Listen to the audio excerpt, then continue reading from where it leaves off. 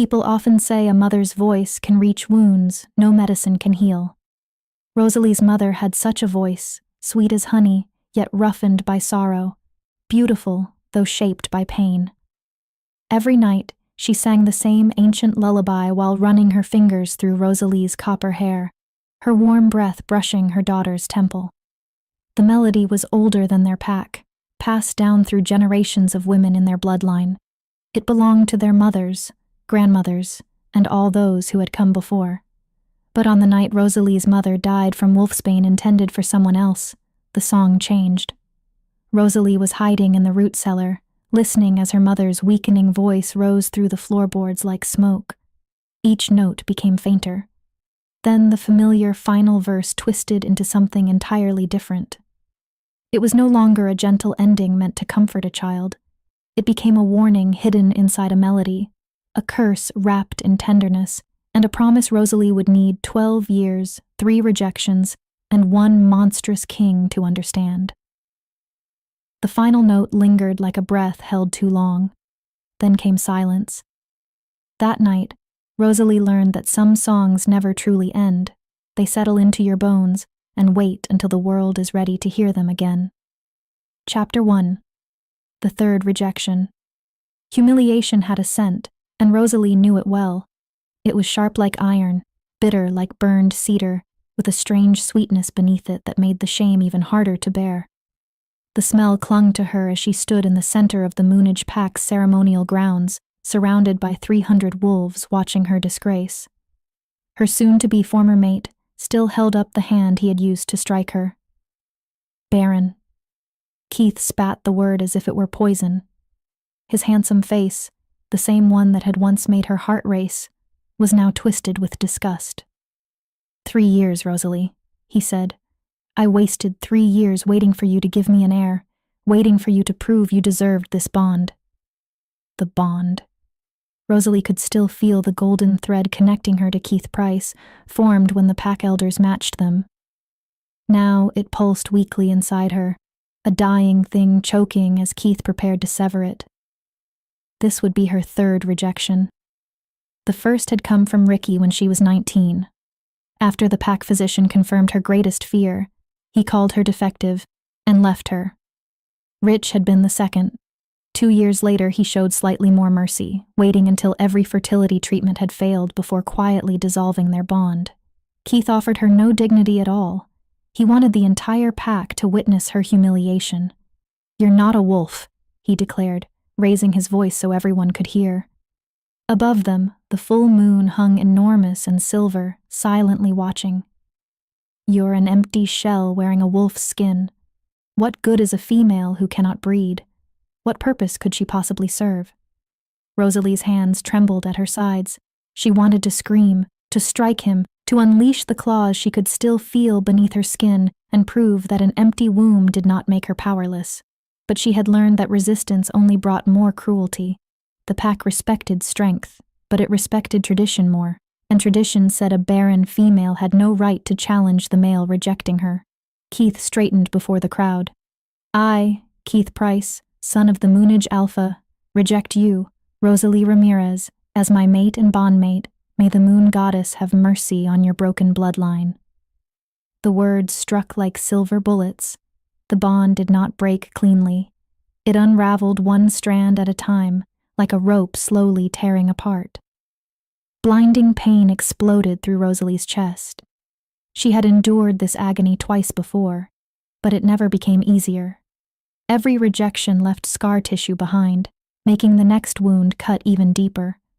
Rosalie stumbled backward and pressed a hand over her sternum, as though she could hold her shattered pieces together by force alone. A small whimper escaped before she could stop it. She hated herself for making that sound. Around her, the crowd murmured with equal parts pity and satisfaction. Then Keith's new chosen female stepped forward and took his arm. Her name was Minnie, a slender blonde with a body the pack considered perfect for bearing children, and a smile as sharp as a blade. She was already pregnant. Rosalie could smell it clearly, the unmistakable sweetness of new life, mocking everything she had been told she could never have. Minnie rested one protective hand over her still flat stomach, while Keith looked at her with a tenderness he had never once shown Rosalie. Keith said, dismissing Rosalie with a wave of his hand, like she was nothing more than garbage to be disposed of. She has until dawn to leave Pack territory. If she's still here when the sun rises, she'll be considered rogue. Rogue. The word sent ice through Rosalie's veins. Rogues had no protection, no rights. They could be killed on sight by any pack, hunted for sport, or worse, captured and sold. But staying meant enduring this humiliation forever, being the pack's cautionary tale, the broken female who served as a warning to others. Rosalie's sister, Tracy, pushed through the crowd. She was everything Rosalie wasn't: fertile, bonded, respected. She'd given her mate 2 strong sons already, and another was on the way. But despite their differences, despite the growing distance between them over the years, Tracy's eyes held genuine pain as she reached for Rosalie's arm. "Come on," Tracy whispered, her voice cracking. "Let's get you home." Home. The word was a joke. Rosalie had been staying in a small cottage on the edge of Pack territory, the kind of place reserved for unmated wolves or those who'd fallen from grace. It wasn't home. It had never been home. Not since the house where her mother sang had burned down 12 years ago, taking with it everything that had ever mattered. Tracy half carried Rosalie through the crowd, ignoring the whispers that followed them like wasps. Someone laughed, a high, cruel sound that Rosalie felt in her teeth. Someone else said something about defective genetics and mercy killing. Rosalie kept her eyes fixed on the ground, watching her feet move one in front of the other, focusing on that simple rhythm, because if she didn't, she might actually break. The cottage appeared through the trees, small and sagging and temporary in every way that mattered. Tracy pushed open the door and guided Rosalie inside, settling her onto the worn couch that smelled like must and old fires. For a long moment, neither of them spoke. Then Tracy said, "You can't stay here." "I know." Rosalie's voice sounded like it belonged to someone else, someone hollowed out and distant. "Where will you go?" "I don't know." Tracy's hand found Rosalie's, squeezing tight. "I'm sorry. I'm so sorry. If there was anything I could do." "There isn't." Rosalie looked at her sister. Really looked at her. Tracy's belly was just starting to show, her third child growing strong and healthy where Rosalie's womb remained eternally empty. There had been a time when that would have filled Rosalie with jealousy so sharp it could cut. Now she just felt numb. "You have your family. Your life. You can't risk them for me. You're my sister, and you're a mother." Rosalie pulled her hand away gently. "Go home, Tracy. Kiss your boys for me. Name the new one something strong." Tracy's eyes filled with tears, but she didn't argue. They both knew the truth. In a pack, family ties only went so far. Blood might be blood, but an unmated, barren female was a liability no one could afford to carry. Tracy stood slowly, hesitating at the door. "The old stories," she said suddenly. "The ones Mother used to tell us. About the Crimson Throne and the Cursed King. Do you remember?" Rosalie frowned. "Why?" "Because there are rumors." Tracy glanced over her shoulder, as if afraid someone might hear even here. "About the Alpha King. They say he's changed, that he's become something monstrous. They say he's offering a fortune to any pack that can provide him with a—" She stopped, biting her lip. "With a what?" "A sacrifice," Tracy whispered. "A female to break his curse. They say he doesn't care about bloodlines or breeding anymore. He just needs someone brave enough or desperate enough to face him." Rosalie's heart began to beat faster. "That's insane. Why are you telling me this?" "Because you have nothing left to lose." Tracy's voice was urgent now, almost pleading. "And because I heard Mother's song last night. In my dreams, the one she used to sing to us. And in the dream she was looking at you, Rosalie. Only you." A chill ran down Rosalie's spine. She hadn't thought about her mother's lullaby in years. She had actively tried not to think about it, because the memory was too painful, the loss too raw. But now, with Tracy's words hanging in the air, she could almost hear it again. That melody that had changed in her mother's dying moments, transforming into something sharp and strange. "That's just a dream," Rosalie said, but her voice lacked conviction. "Maybe." Tracy opened the door, moonlight spilling across the threshold. Or maybe it's a message. The Crimson Throne is 3 days' journey north. If you're going to run anyway. She trailed off, leaving the thought unfinished. Then she was gone, and Rosalie was alone. The cottage settled into silence around her. Outside, she could hear the pack's celebration continuing. Keith and Minnie's bonding ceremony would go on until dawn, complete with feasting and dancing and joy that had nothing to do with Rosalie. She should start packing. She should figure out what few possessions she could carry. She should plan her route. Decide which unclaimed territories might be safe for a lone wolf. Instead, she found herself humming. The melody came unbidden, rising from some deep place in her chest where it had been buried for 12 years. Her mother's lullaby, the song that had been passed down through generations of Ramirez women, each one adding their own verses, their own meaning. Rosalie's voice was rusty with disuse, cracking on the higher notes, but she couldn't stop. And as she sang, something strange happened. The air in the cottage grew thick, charged with something that felt almost like electricity. The moonlight streaming through the window seemed to brighten, focusing on Rosalie like a spotlight. And for just a moment, so brief she almost thought she'd imagined it, she could have sworn she heard a second voice harmonizing with hers. Deep, male, ancient. The song ended abruptly, and Rosalie's hand flew to her throat. Her heart was hammering so hard she thought it might burst through her ribs. She looked around the empty cottage, but of course there was no one there. She was alone. She was always alone. But Tracy's words echoed in her mind. You have nothing left to lose. It was true. 3 rejections meant no pack would take her. Her barren status meant no mate would want her. She had no home. No family who could claim her without risking their own standing. No future except wandering until she either found an unclaimed territory or died trying. Or she could go north. To the Crimson Throne. To the Alpha King who had become a monster and needed someone desperate enough to face him. Rosalie stood slowly, her body aching from the rejection's aftermath, and moved to the small wooden chest where she kept her few possessions. At the very bottom, wrapped in oilcloth that had yellowed with age, was her mother's journal. Rosalie had never been able to bring herself to read it, the loss was too fresh, even after 12 years. But she pulled it out now, her hands shaking. The leather cover was soft with age, the pages brittle.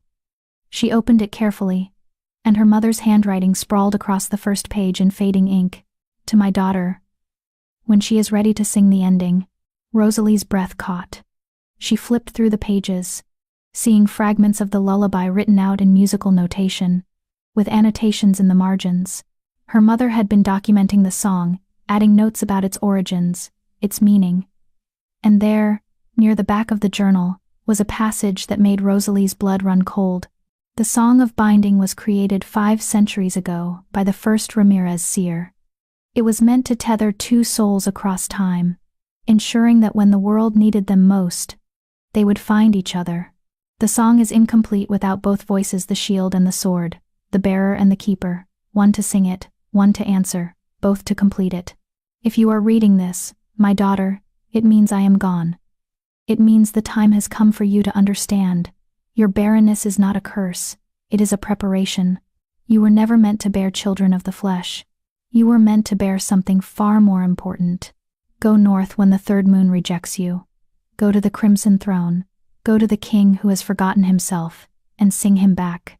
The journal fell from Rosalie's hands, hitting the floor with a soft thud. 3 rejections. The 3rd moon, Keith was the beta's son, 3rd in line to the pack leadership, her mother had known. Somehow, impossibly, she had known. Rosalie's mind reeled, trying to process what she'd just read. A binding song, 2 souls, the shield and the sword. It sounded like the old stories, the fairy tales her mother had told her before bed, mixing them with the lullaby until Rosalie couldn't tell where one ended and the other began. But fairy tales weren't real, curses weren't real, monsters weren't. A howl split the night, so loud and so close that Rosalie felt it in her bones. But it wasn't a wolf's howl. It was something else, something wrong, something that made every instinct in her body scream danger. She ran to the window and looked out toward the forest. In the distance, just visible in the moonlight, she saw smoke rising. Black and thick and unnatural. Another howl, And this time she recognized it for what it was. A death cry. Something was attacking the pack. Or someone. Rosalie's hand found the journal again, clutching it to her chest. She had a choice to make. And she had to make it now. Stay and die with a pack that had rejected her. Or run north, toward a throne painted crimson, toward a king who had become a monster, toward a song that might be her only purpose in a world that had declared her purposeless. Her mother's voice whispered in her memory, "Sing him back." Rosalie grabbed her travel pack, threw in the journal, and what few supplies she could carry, and slipped out the back door into the forest. Behind her, the pack's screams were rising, mixing with that terrible not-wolf howling. She didn't look back. She ran north, toward the Crimson Throne, toward her destiny. Or her doom. The lullaby hummed in her bones with every step, and for the first time in 12 years, Rosalie Ramirez felt like she was finally going home. Chapter 2. The Journey North. The forest had teeth. Rosalie had always known this, every wolf did, but she'd never truly understood it until now. When you traveled with a pack, the wilderness bent around you, respecting the collective strength, the shared power. Alone, the forest saw you differently. It saw prey. She'd been running for 6 hours straight, her wolf form eating up miles with desperate efficiency, when the first stalker found her scent. A rogue male, judging by the rank smell that preceded him, unwashed, feral, dangerous in the way that comes from having nothing left to lose. Rosalie had pushed harder, veering east toward the river where the water might mask her trail, but he'd been persistent. It wasn't until she'd crossed into neutral territory, the dead zone between packlands where no wolf had claimed, that he'd finally given up. Or perhaps he'd simply sensed what she was beginning to feel. Something larger was watching. Something that made even desperate rogues think twice. Dawn found Rosalie in her human form again, huddled beneath a rocky overhang, shivering despite the thick traveling cloak she'd thrown over her torn dress. The rejection wound in her chest still throbbed with every heartbeat. A phantom pain where Keith's bond had been severed. It would fade eventually, the first two had, but for now it felt like breathing through broken glass. She pulled her mother's journal from her pack, the oilcloth damp with morning dew. In the pale light, her mother's handwriting seemed almost alive, the ink catching the sun in ways that made the words shimmer. Rosalie flipped past the passage she'd read last night, searching for more answers, and found a map sketched on one of the middle pages. The Crimson Throne sat at the northern edge of what had once been the United Territories. Before the Great Fracturing had split the wolf packs into dozens of smaller factions. The throne itself was built into the side of Mount Kale, a massive fortress carved from red stone that gave the place its name. According to her mother's notes, it had stood for over 1,000 years, home to the Alpha Kings who ruled when wolves still believed in unity. But that was before the current king. Before Angelo. Rosalie's finger traced the name where her mother had written it, surrounded by question marks and warnings scrawled in increasingly frantic handwriting. Angelo Chase, crowned at 25, cursed at 27. The prophets said he would unite the packs or destroy them. They were wrong. He's doing both. The curse manifests during the full moon. He becomes something between wolf and nightmare. His own guards flee. His council abandoned him.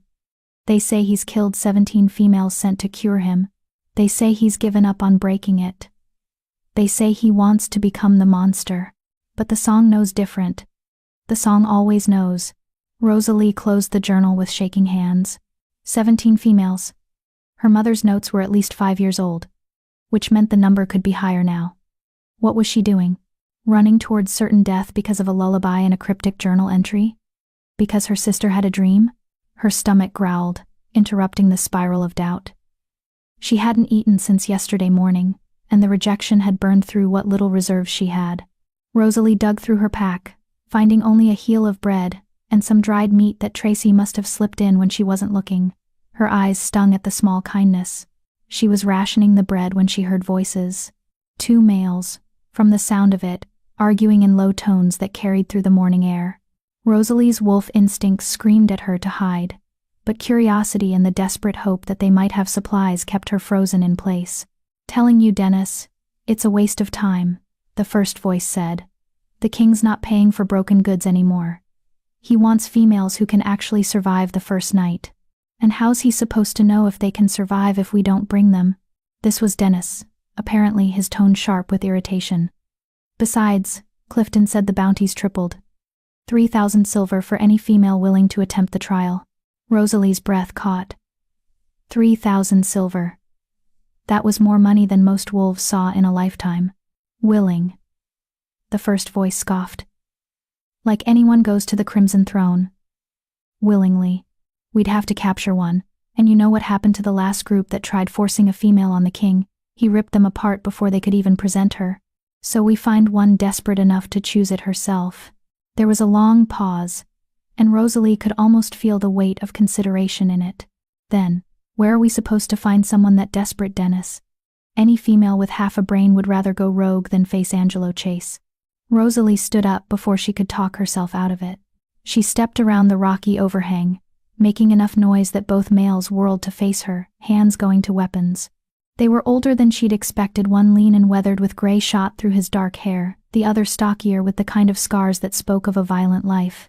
Both wore the neutral browns of wanderers, wolves who belonged to no pack. "I'll go," Rosalie said, her voice steadier than she felt. "To the Crimson Throne. I'll attempt the trial."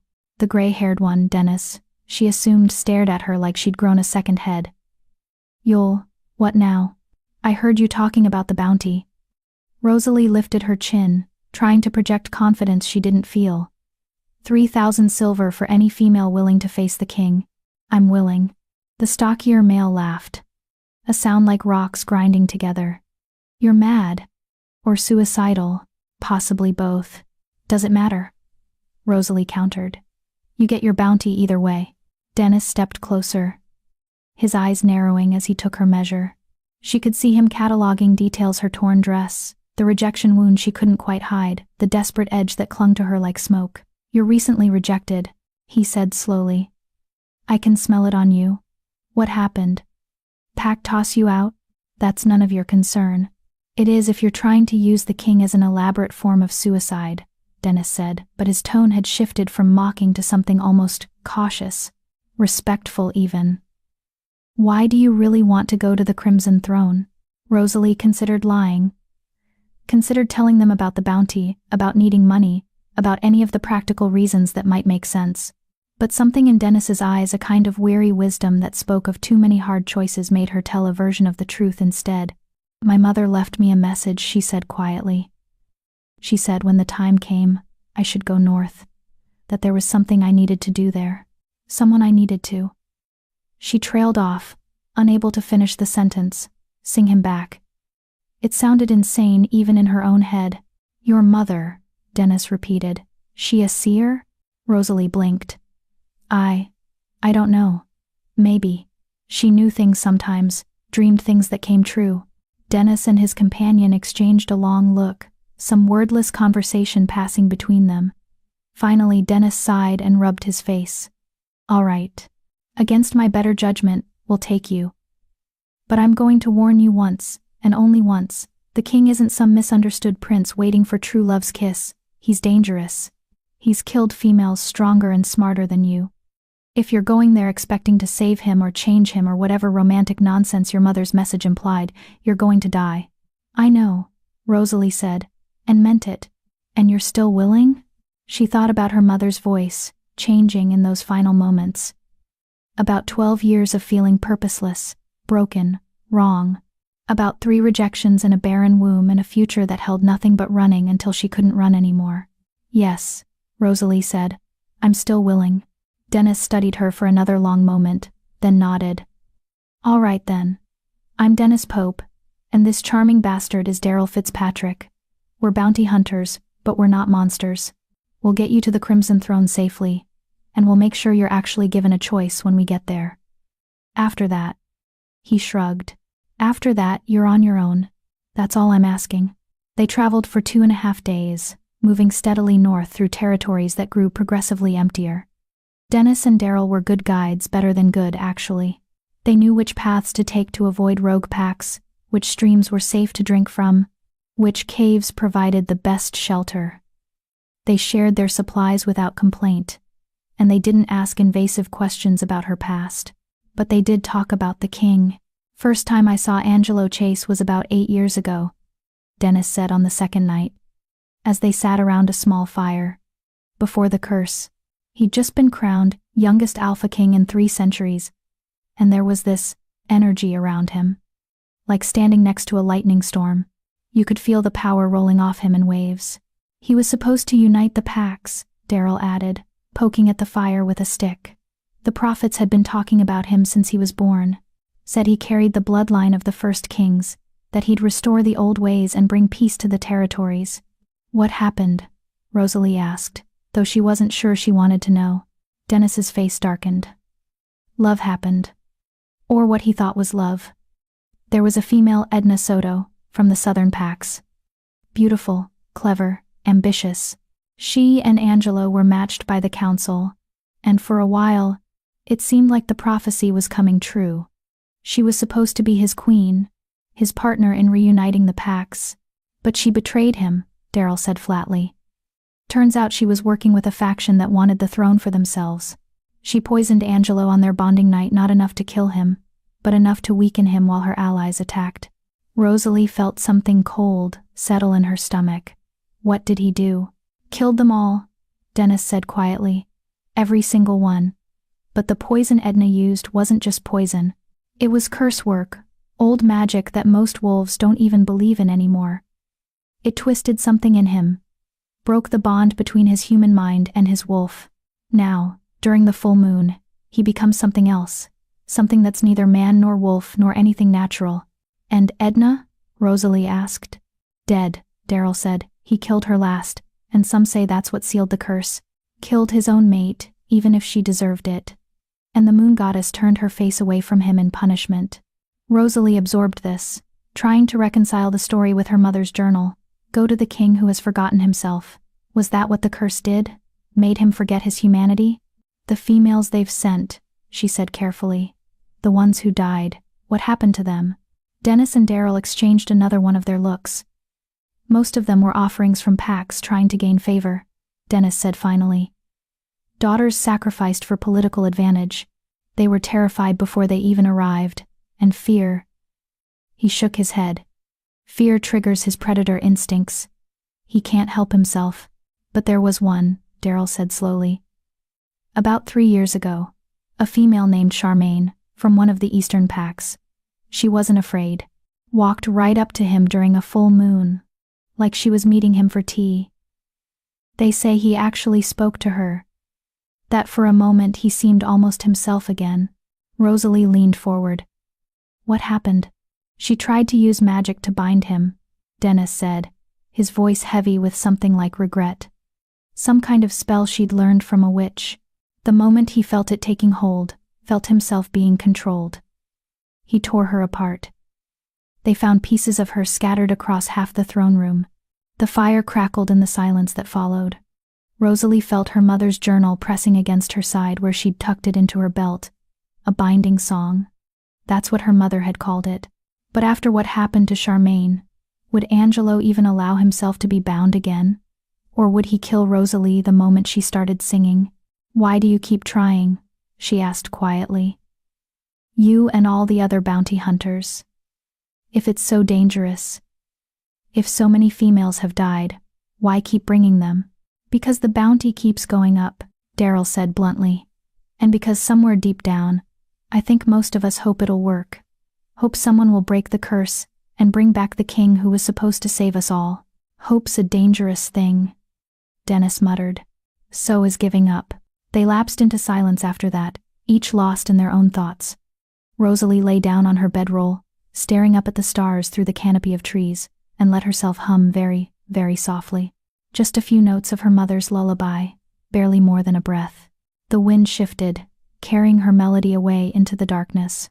And somewhere far to the north, in a throne room painted crimson with the blood of failures, something ancient stirred and turned its face toward the sound. The crimson throne appeared on the afternoon of the 3rd day, rising from the mountainside like a scar carved into the stone.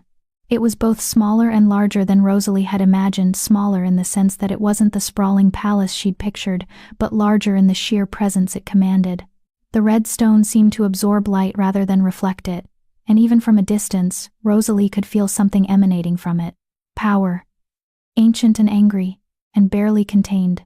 Last chance to turn back, Dennis said as they approached the base of the mountain path. Once we take you up there and announce your intention, there's no changing your mind. The king's law is clear.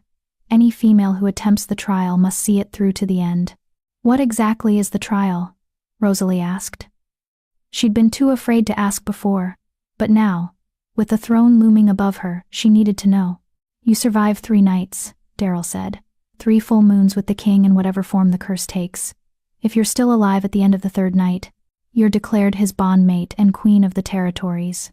And if I'm not alive, then you join the 17 who came before you."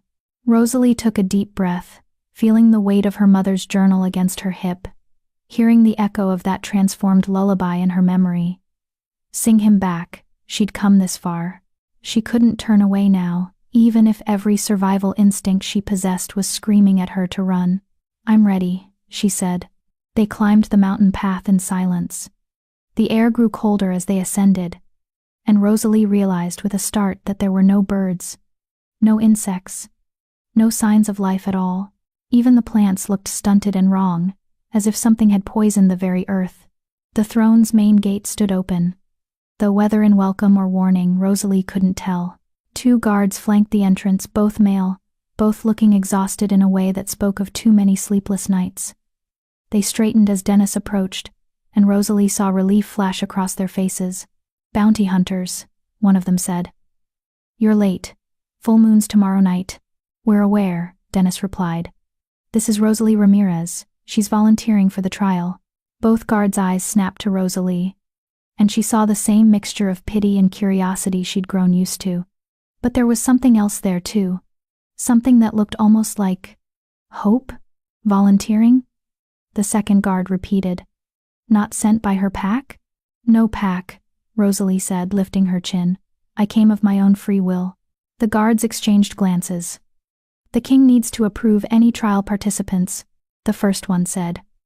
"But he's not seeing visitors right now. Hasn't been for 3 days. The full moon's close, and he's already starting to change." "Make an exception," Dennis said flatly. "She came a long way for this.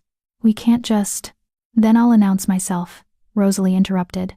She was suddenly tired of being discussed like she wasn't there, tired of people making decisions for her, tired of being treated like something broken and helpless. "Where is he?" "The throne room. But you can't." Rosalie walked past them, through the open gate, and into the fortress beyond. Behind her, she heard Dennis swear and Daryl laugh, but she didn't stop. Her mother's lullaby was humming in her blood now, a living thing that seemed to pull her forward, guiding her steps through corridors she'd never seen before but somehow knew. Left at the first intersection, right at the second, up the spiral staircase that seemed to climb forever, through the great hall with its vaulted ceilings and empty tables, past tapestries that depicted wolves united under a single banner, a dream that had died with the current king's curse. And then she was standing before 2 massive doors carved from dark wood, reinforced with iron, and she knew without being told that the throne room lay beyond them. Rosalie placed her hand against the cold wood and pushed. The doors swung open with surprising ease, revealing a space that stole the breath from her lungs. The throne room was circular, carved from the same red stone as the rest of the fortress, with a domed ceiling that rose at least 50 feet above her head. Narrow windows circled the upper walls, letting in shafts of late afternoon light that caught the dust motes and made them glow like tiny stars. And in the center, on a throne carved from a single piece of black stone, sat Angelo Chase. He was both exactly what she'd expected and nothing like it at all. Tall, even sitting, she could tell he would tower over her. Broad-shouldered, with the kind of muscled build that came from combat rather than ceremony. His hair was longer than current fashion dictated, falling past his shoulders in dark waves that looked like they hadn't been properly cared for in months. He wore simple clothes, a loose shirt and leather pants rather than royal regalia, and his feet were bare against the stone floor. But it was his eyes that stopped her cold. They were wrong. Not in color, they were dark, almost black, but in the way they looked at her. Or rather, through her, like he was seeing something beyond the physical, something that existed in a space between human and animal, real and nightmare.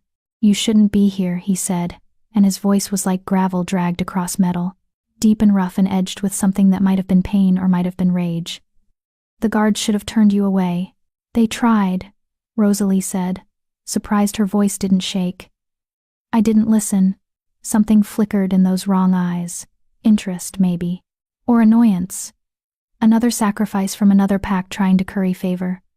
How original. Tell me which pack leader promised you to me. What did your family get in exchange for your life? Nothing, Rosalie said. No one sent me. I came because I chose to. Now she had his full attention. Angelo leaned forward slightly, his hands gripping the arms of his throne with enough force that she heard the stone crack. Chose to, he repeated slowly. You chose to come here, to face a monster, to attempt a trial that 17 females have already failed. Tell me, volunteer, are you brave or merely stupid? Neither, Rosalie said. I'm desperate. A sound escaped him that might have been a laugh. Desperate. Yes, I suppose that makes sense. Let me guess, rejected by your pack? Barren, perhaps? Cast out with nowhere else to go, so you thought you'd try your luck with the cursed king. At least if you die here, you'll die with purpose, instead of wandering the wilderness like a rogue. Every word hit like a physical blow, but Rosalie refused to flinch. You're partially right, she said quietly. I was rejected. I am barren. But I didn't come here to die. I came here because my mother told me to. That got a reaction. Angelo's eyes narrowed, and for just a moment, she saw something human flicker across his face. Your mother. She left me a journal. With a message. She said. Rosalie swallowed hard, gathering her courage. She said when the third moon rejected me, I should come north, to the crimson throne, to the king who had forgotten himself. She paused, then added softly, she said I should sing you back. The temperature in the room seemed to drop 10 degrees. Angelo rose from his throne in one fluid movement, and Rosalie finally understood the true scale of him. He had to be at least 6.5 feet tall, maybe more, and the power rolling off him was suffocating. He crossed the space between them in 3 long strides, and suddenly he was looming over her, close enough that she could feel the heat radiating from his skin. Sing, he said. And the word was barely more than a growl. What does that mean? Sing what? Rosalie's hand moved to her belt, pulling out her mother's journal with shaking fingers. A lullaby. A binding song that's been in my family for generations. My mother said it was meant for you. That we're connected somehow. Angelo stared at the journal like it was a weapon. A binding song, he repeated, and now there was definitely rage in his voice. You came here to bind me, to control me. Just like he cut himself off, but Rosalie knew what he'd been about to say. Just like Edna. No, Rosalie said urgently. Not to control you. The song isn't like that.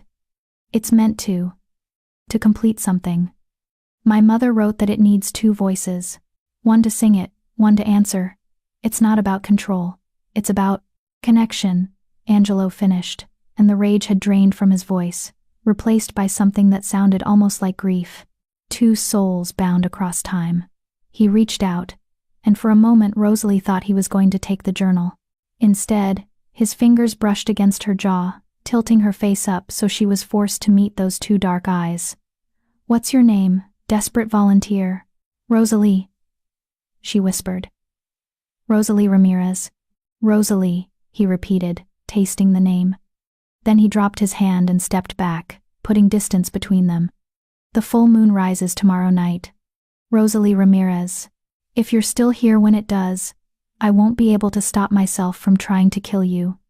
The curse doesn't allow for compassion or restraint. It only knows hunger and rage and the need to destroy. I know, Rosalie said. And you still want to attempt the trial? To stay here? To face whatever I become? Rosalie thought about her mother's transformed lullaby, about 12 years of feeling purposeless, about the way Angelo's fingers had felt against her skin gentle, despite the monster he claimed to be. She thought about the matching emptiness she'd seen in his eyes, the same hollowness that had been eating at her since the first rejection. Yes, she said. I still want to stay. Angelo studied her for a long moment, and Rosalie could have sworn she saw something like regret flicker across his face. Then he turned and walked back to his throne, settling into it like a condemned man accepting his sentence. Marcos, he called out, and one of the guards appeared in the doorway. Take Rosalie to the southern chambers. Give her whatever she needs. Food, clothes, supplies. He paused, then added quietly. Make sure she's comfortable for the time she has left. Yes, Your Majesty. As Marcos led Rosalie toward the door, she looked back over her shoulder. Angelo sat on his throne, staring at nothing, and in the fading light he looked less like a king and more like a man waiting for an execution. Her execution, specifically. Rosalie's hand found her mother's journal again, and she clutched it tight as they walked through the corridors. Tomorrow night, the full moon would rise. Tomorrow night, she would face whatever Angelo became, and tomorrow night, she would sing. Whether it saved them both or killed her trying remained to be seen. Chapter 3. The First Night. Survival Through Song. The southern chambers were far more luxurious than anything Rosalie had ever experienced. High ceilings with intricate molding, a 4-poster bed draped in silk that looked like it cost more than her entire former life, windows that overlooked the valley below, where the sunset painted everything in shades of gold and crimson. There was a bathing room attached, complete with a massive copper tub and soaps that smelled of lavender and honey. It felt like a gilded cage designed for a beautiful corpse. Marcos had been kind, in his way. He'd brought her fresh clothes, a simple dress in deep green that actually fit, along with a warm robe for the evening chill. He'd arranged for food to be sent up, though Rosalie's stomach was too twisted with anxiety to eat much, and he'd explained, in careful detail, what would happen when the full moon rose. The king will be confined to the throne room, Marcos had said, not quite meeting her eyes. It's the only space large enough and reinforced enough to contain him. You'll be brought there at moonrise. The doors will be sealed from the outside for your protection as much as his. If. He'd paused, choosing his words carefully. If you survive until moonset, the guards will open the doors and escort you back here. That's the first night. You'll have the full day to recover before the second moon. And if I don't survive? Rosalie had asked. Marcos had finally looked at her then, and the sorrow in his eyes was genuine. Then we'll make sure you have a proper burial. Your name will be added to the memorial with the others, and we'll all pray to the moon goddess that the next female is the one who breaks the curse. He'd left after that, and Rosalie had been alone with her thoughts and her mother's journal. She'd spent the afternoon reading every entry, tracing her mother's handwriting with shaking fingers, trying to understand. The song of binding appeared throughout the journal in fragments, a verse here, a notation there, pieces of a puzzle that her mother had been slowly assembling over years. But it was the final entry, dated the day before her mother's death, that made Rosalie's breath catch. Tonight, I will die. I've seen it in the smoke, in the patterns of the tea leaves, in the way the crows gather at the window. Wolfsbane meant for another, but my time is done regardless. I've served my purpose, I've carried the song this far, and now it's Rosalie's turn. My daughter, if you're reading this, know that your barrenness was never a flaw. It was a gift. The song cannot be sung by someone whose power is divided between the living and the yet-to-be-born. It requires all of you, your full strength, your complete focus, your undivided soul. The king you're meant to save doesn't know he's waiting for you. He's buried himself so deep in rage and grief that he's forgotten what it means to be whole. But his wolf remembers, his blood remembers, and when you sing, those buried parts will recognize the call. 3 nights you must survive, 3 moons you must face the beast. But remember, the beast is not your enemy. Fear is. The curse feeds on terror, grows stronger with every scream, every whimper, every sign of weakness. But music? Music is fear's opposite. Music is courage given voice. Sing, my daughter. Sing like your life depends on it. Because it does. Now, as the sun dipped below the horizon and the first stars began to appear, Rosalie stood at the window and hummed the opening bars of her mother's lullaby. The melody felt different here, in this place of power and pain. It resonated somehow, making the air vibrate with something that was almost but not quite magic. A knock at the door interrupted her humming. Marcos entered, his face grave, and Rosalie knew without asking that it was time. The moon's rising, he said quietly. The king has requested. He stopped, correcting himself. The king has asked if you would consent to being escorted to the throne room now. Before the transformation completes. He wants to explain something. Rosalie nodded, her throat too tight for words. She grabbed her mother's journal, tucking it into the pocket of her robe, and followed Marcos through the corridors.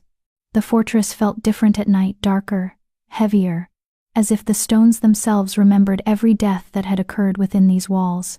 They reached the throne room doors, and Rosalie could hear something from within. Not words, but sounds, low growls punctuated by what might have been gasps or sobs. Pain. Sounds. The transformation, she realized, was already beginning.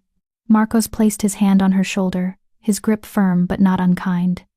Last chance to change your mind. We can say you fell ill, that it wasn't safe. Open the doors, Rosalie said. He studied her face for a long moment, then nodded and pulled the heavy doors open.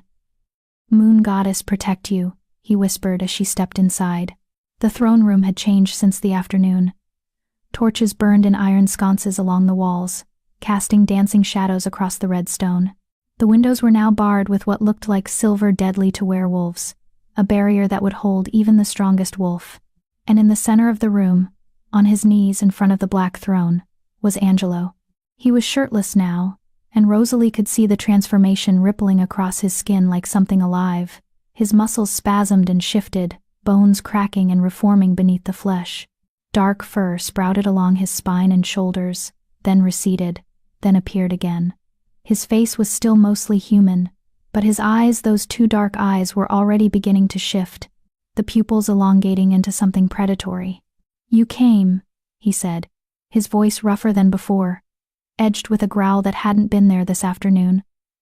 I wasn't sure you would. You asked me to, Rosalie replied, staying near the door.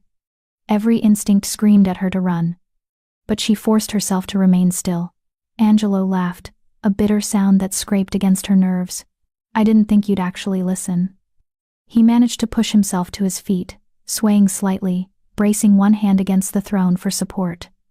I wanted to warn you, before it's too late. Before I become something that can't remember why killing you would be wrong. Warn me about what? The hunger, Angelo said, and now his voice was definitely more growl than human speech. When the transformation completes, I'll want to hurt you, to tear you apart. Not because of who you are, but because of what you are, prey. Female, vulnerable. Everything the beast inside me is designed to hunt. His hand clenched on the throne. And Rosalie heard stone crack. I've tried to fight it. For 3 years, 18 moons, I've tried to maintain control. It never works. My mother said the curse feeds on fear, Rosalie said, surprised by how steady her voice sounded. That it grows stronger when its victims are terrified. Your mother was right. Angelo's spine arched, another wave of transformation rippling through him. When he spoke again, his canines had elongated into fangs. Which is why you need to leave. Now. While I can still ask. While I still.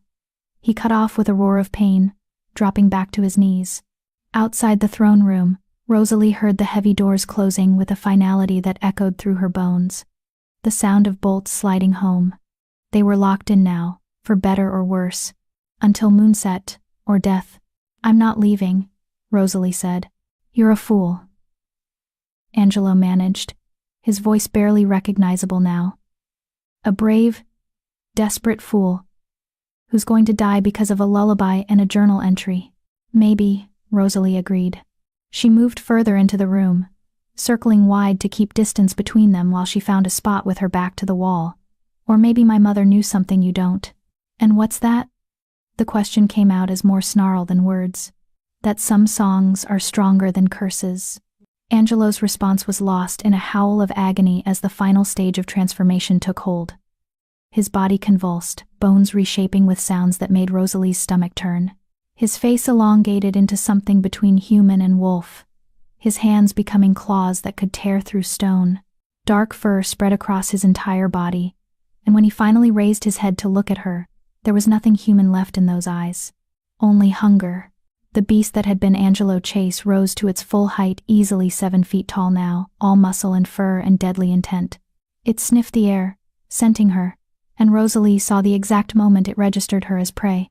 Its lips pulled back from fangs that could snap her spine in half, and a rumble built in its chest that promised violence.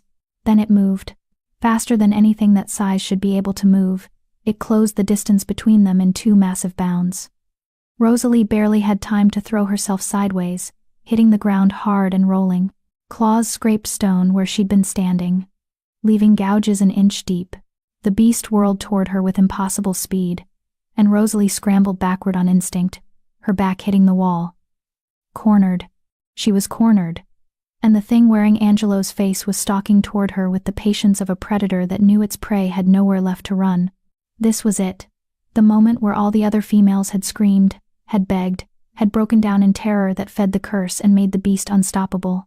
Rosalie could feel the scream building in her own throat, could feel panic threatening to overwhelm her completely, but beneath the fear, she felt something else. Her mother's journal pressed against her side, her mother's voice echoing in her memory, her mother's final words, "Sing like your life depends on it." So Rosalie opened her mouth and sang. The lullaby came out shaky at first, her voice cracking with terror, but she pushed through it. The melody that had been passed down through generations of Ramirez women, the song her mother had sung every night until the night it changed. Rosalie sang the opening verse, the one about moonlight and safety and protection, and she watched the beast's reaction. It froze. Just completely froze. One massive paw raised to strike, its entire body going rigid with something that looked almost like shock. The red glow in its eyes flickered, and for just a moment so brief Rosalie almost missed it. She saw a flash of human confusion. "That's right," Rosalie whispered between verses. "You know this song, don't you?" Somewhere deep down, beneath the curse and the rage, you remember. The beast's head tilted, an eerily human gesture. It lowered its raised paw slowly, still watching her with an intensity that made her skin prickle. Rosalie continued singing, moving carefully into the second verse, the one about storms passing and dawn coming and hope surviving the darkest night. And the beast began to hum. It was a broken sound, grinding and rough like stones being dragged across each other, but it was definitely an attempt at harmony. The beast was trying to match her melody, its throat producing sounds that were part growl, part music, part something that transcended both. Rosalie's voice strengthened, growing more confident as she realized this was working. The curse was still there. She could see it in the beast's unnatural size, in the red glow that kept trying to reassert itself in its eyes, but the song was cutting through it somehow, creating a space where Angelo could exist even in this monstrous form. She sang through the third verse, then the fourth, cycling back to the beginning when she ran out of verses she'd memorized. The beast settled onto its haunches, still watching her but no longer radiating that aura of immediate threat. Its head drooped slightly, and Rosalie realized with a start that it looked tired, exhausted, even, like the simple act of maintaining this much control was costing it dearly. "Where did you learn that?" The words were barely understandable, twisted by the beast's fanged mouth, but they were definitely words. Angelo, some part of Angelo was still in there. "My mother taught me," Rosalie said softly, afraid that speaking instead of singing would break whatever spell they'd created. "She sang it to me every night. She said it was important, that I needed to remember every note, every word. I didn't understand why until now," the beast finished. It closed its eyes, and when it spoke again its voice was marginally clearer. "My mother sang it too. Different words, I think. Different language. But the melody was the same." Rosalie's heart stuttered. "Your mother knew this song?" "The Chase bloodline is old," Angelo said through the beast's mouth, each word clearly an effort. "Older than the packs, older than the territories. We keep records, histories that go back to the first wolves. And in those records there are songs, binding songs, protection songs, songs meant to be sung." When he stopped, his eyes flying open as another wave of the curse rolled through him. The red glow intensified, and Rosalie saw his control slipping. She started singing again immediately, louder this time, putting all her focus into the melody. The beast shuddered, fighting against the curse's pull, and gradually the red glow faded back to a simmer rather than a flame. "Thank you," Angelo whispered when he could speak again. "I haven't been able to think clearly during a transformation in 3 years. Haven't been able to remember my name, let alone have a conversation. But your song, It's like an anchor, something to hold on to when everything else is rage and hunger. How long will it last? Rosalie asked, still humming between words to maintain the connection. I don't know. Until moonset. Maybe. If you can keep singing. Or until the curse finds a way to adapt to the frequency. It's clever, the curse. It learns. The beast's massive shoulders slumped. Edna made sure of that when she crafted it. A curse that couldn't be predicted, couldn't be anticipated, couldn't be easily broken. Rosalie wanted to ask more about Edna, about the betrayal, about what had happened that night. But the beast's eyes were starting to lose focus, the red creeping back in, around the edges. She needed to keep singing. Needed to maintain the anchor he'd mentioned. So she sang. She sang through the night, her voice growing hoarse, and then finding some reserve of strength she hadn't known she possessed. She sang all the verses she knew, then made up new ones, weaving in words about survival and strength and two souls finding each other across impossible distances. The beast listened, sometimes humming along, sometimes just watching her with those not quite Angelo eyes. Twice, the curse surged stronger, and the beast lunged toward her with murderous intent. Both times, Rosalie stood her ground and sang louder, stronger, forcing the melody between them like a shield. Both times, Angelo fought his way back to awareness, his voice joining hers in that rough harmony, until the curse retreated again. As the hours crept past, an understanding began to develop between them, a rhythm. She would sing, he would anchor himself to the melody. When she grew tired, he would hum the tune himself, giving her voice a rest. When the curse grew strong, they would sing together, their combined voices creating something that was more than the sum of its parts. And slowly, incredibly, Rosalie realized she was no longer afraid. Oh, she was still aware of the danger the beast's claws could disembowel her with a casual swipe, its fangs could crush her skull like an eggshell. But the terror that had gripped her at the start of the night had transformed into something else. Into focus, into determination, into a strange, fierce protectiveness for the broken king, fighting so hard to stay himself despite the monster his body had become. Why did you really come here? Angelo asked during one of his more lucid moments, when the moon was past its zenith and beginning its descent toward the horizon. You could have run anywhere, could have started over in unclaimed territory. Why risk this? Rosalie considered the question while she hummed through another verse. Finally, she said, because I was tired of running, tired of being rejected and discarded and told I was broken. When I read my mother's journal, when I saw that she'd believed I had a purpose, that there was something I was meant to do. She trailed off, searching for the right words. I guess I wanted to believe it too. Even if it meant dying here, at least I would have died trying to be something more than just the barren female everyone pitied. The beast made a sound that might have been a laugh or might have been a sob. We're a fine pair, aren't we? The cursed king and the rejected wolf. Both broken in ways that matter to everyone else. Both desperate enough to try something insane. Is it working though? Rosalie asked. Does the song help? More than you know, Angelo said quietly. I can't remember the last time I felt human during a full moon. Can't remember the last time I had a coherent thought, instead of just rage and hunger, and the need to destroy. You're giving me pieces of myself back, even if it's only for these hours. Then I'll keep singing, Rosalie said simply. They continued through the night, the song building a bridge between human and beast, between curse and cure, between two souls who'd been told they were worthless and were determined to prove otherwise. And when the first rays of dawn finally touched the horizon, when the moon began to set and the transformation reversed, Rosalie sang the final verse, the one her mother had written in the journal but never sung aloud. The one about two voices becoming one song, two souls becoming one strength, two broken pieces finding their way to whole. Angelo collapsed as his human form reasserted itself, gasping and shaking on the cold stone floor. Rosalie's voice finally gave out, the last notes trailing into silence, and she realized she was crying. From exhaustion, from relief, from the sheer emotional weight of what they'd just survived. The doors burst open, and Marcos rushed in with two other guards. They stopped short, staring in obvious shock at the scene before them. Angelo was alive. Rosalie was alive. And neither of them bore any serious injuries. Impossible, one of the guards breathed. Not impossible, Marcos said slowly, a smile beginning to spread across his face. Just unprecedented. He looked at Rosalie with something like awe. You survived the first night. Angelo pushed himself up on shaking arms, his human eyes finding Rosalie's across the throne room. She did more than survive, he said, his voice raw but unmistakably human.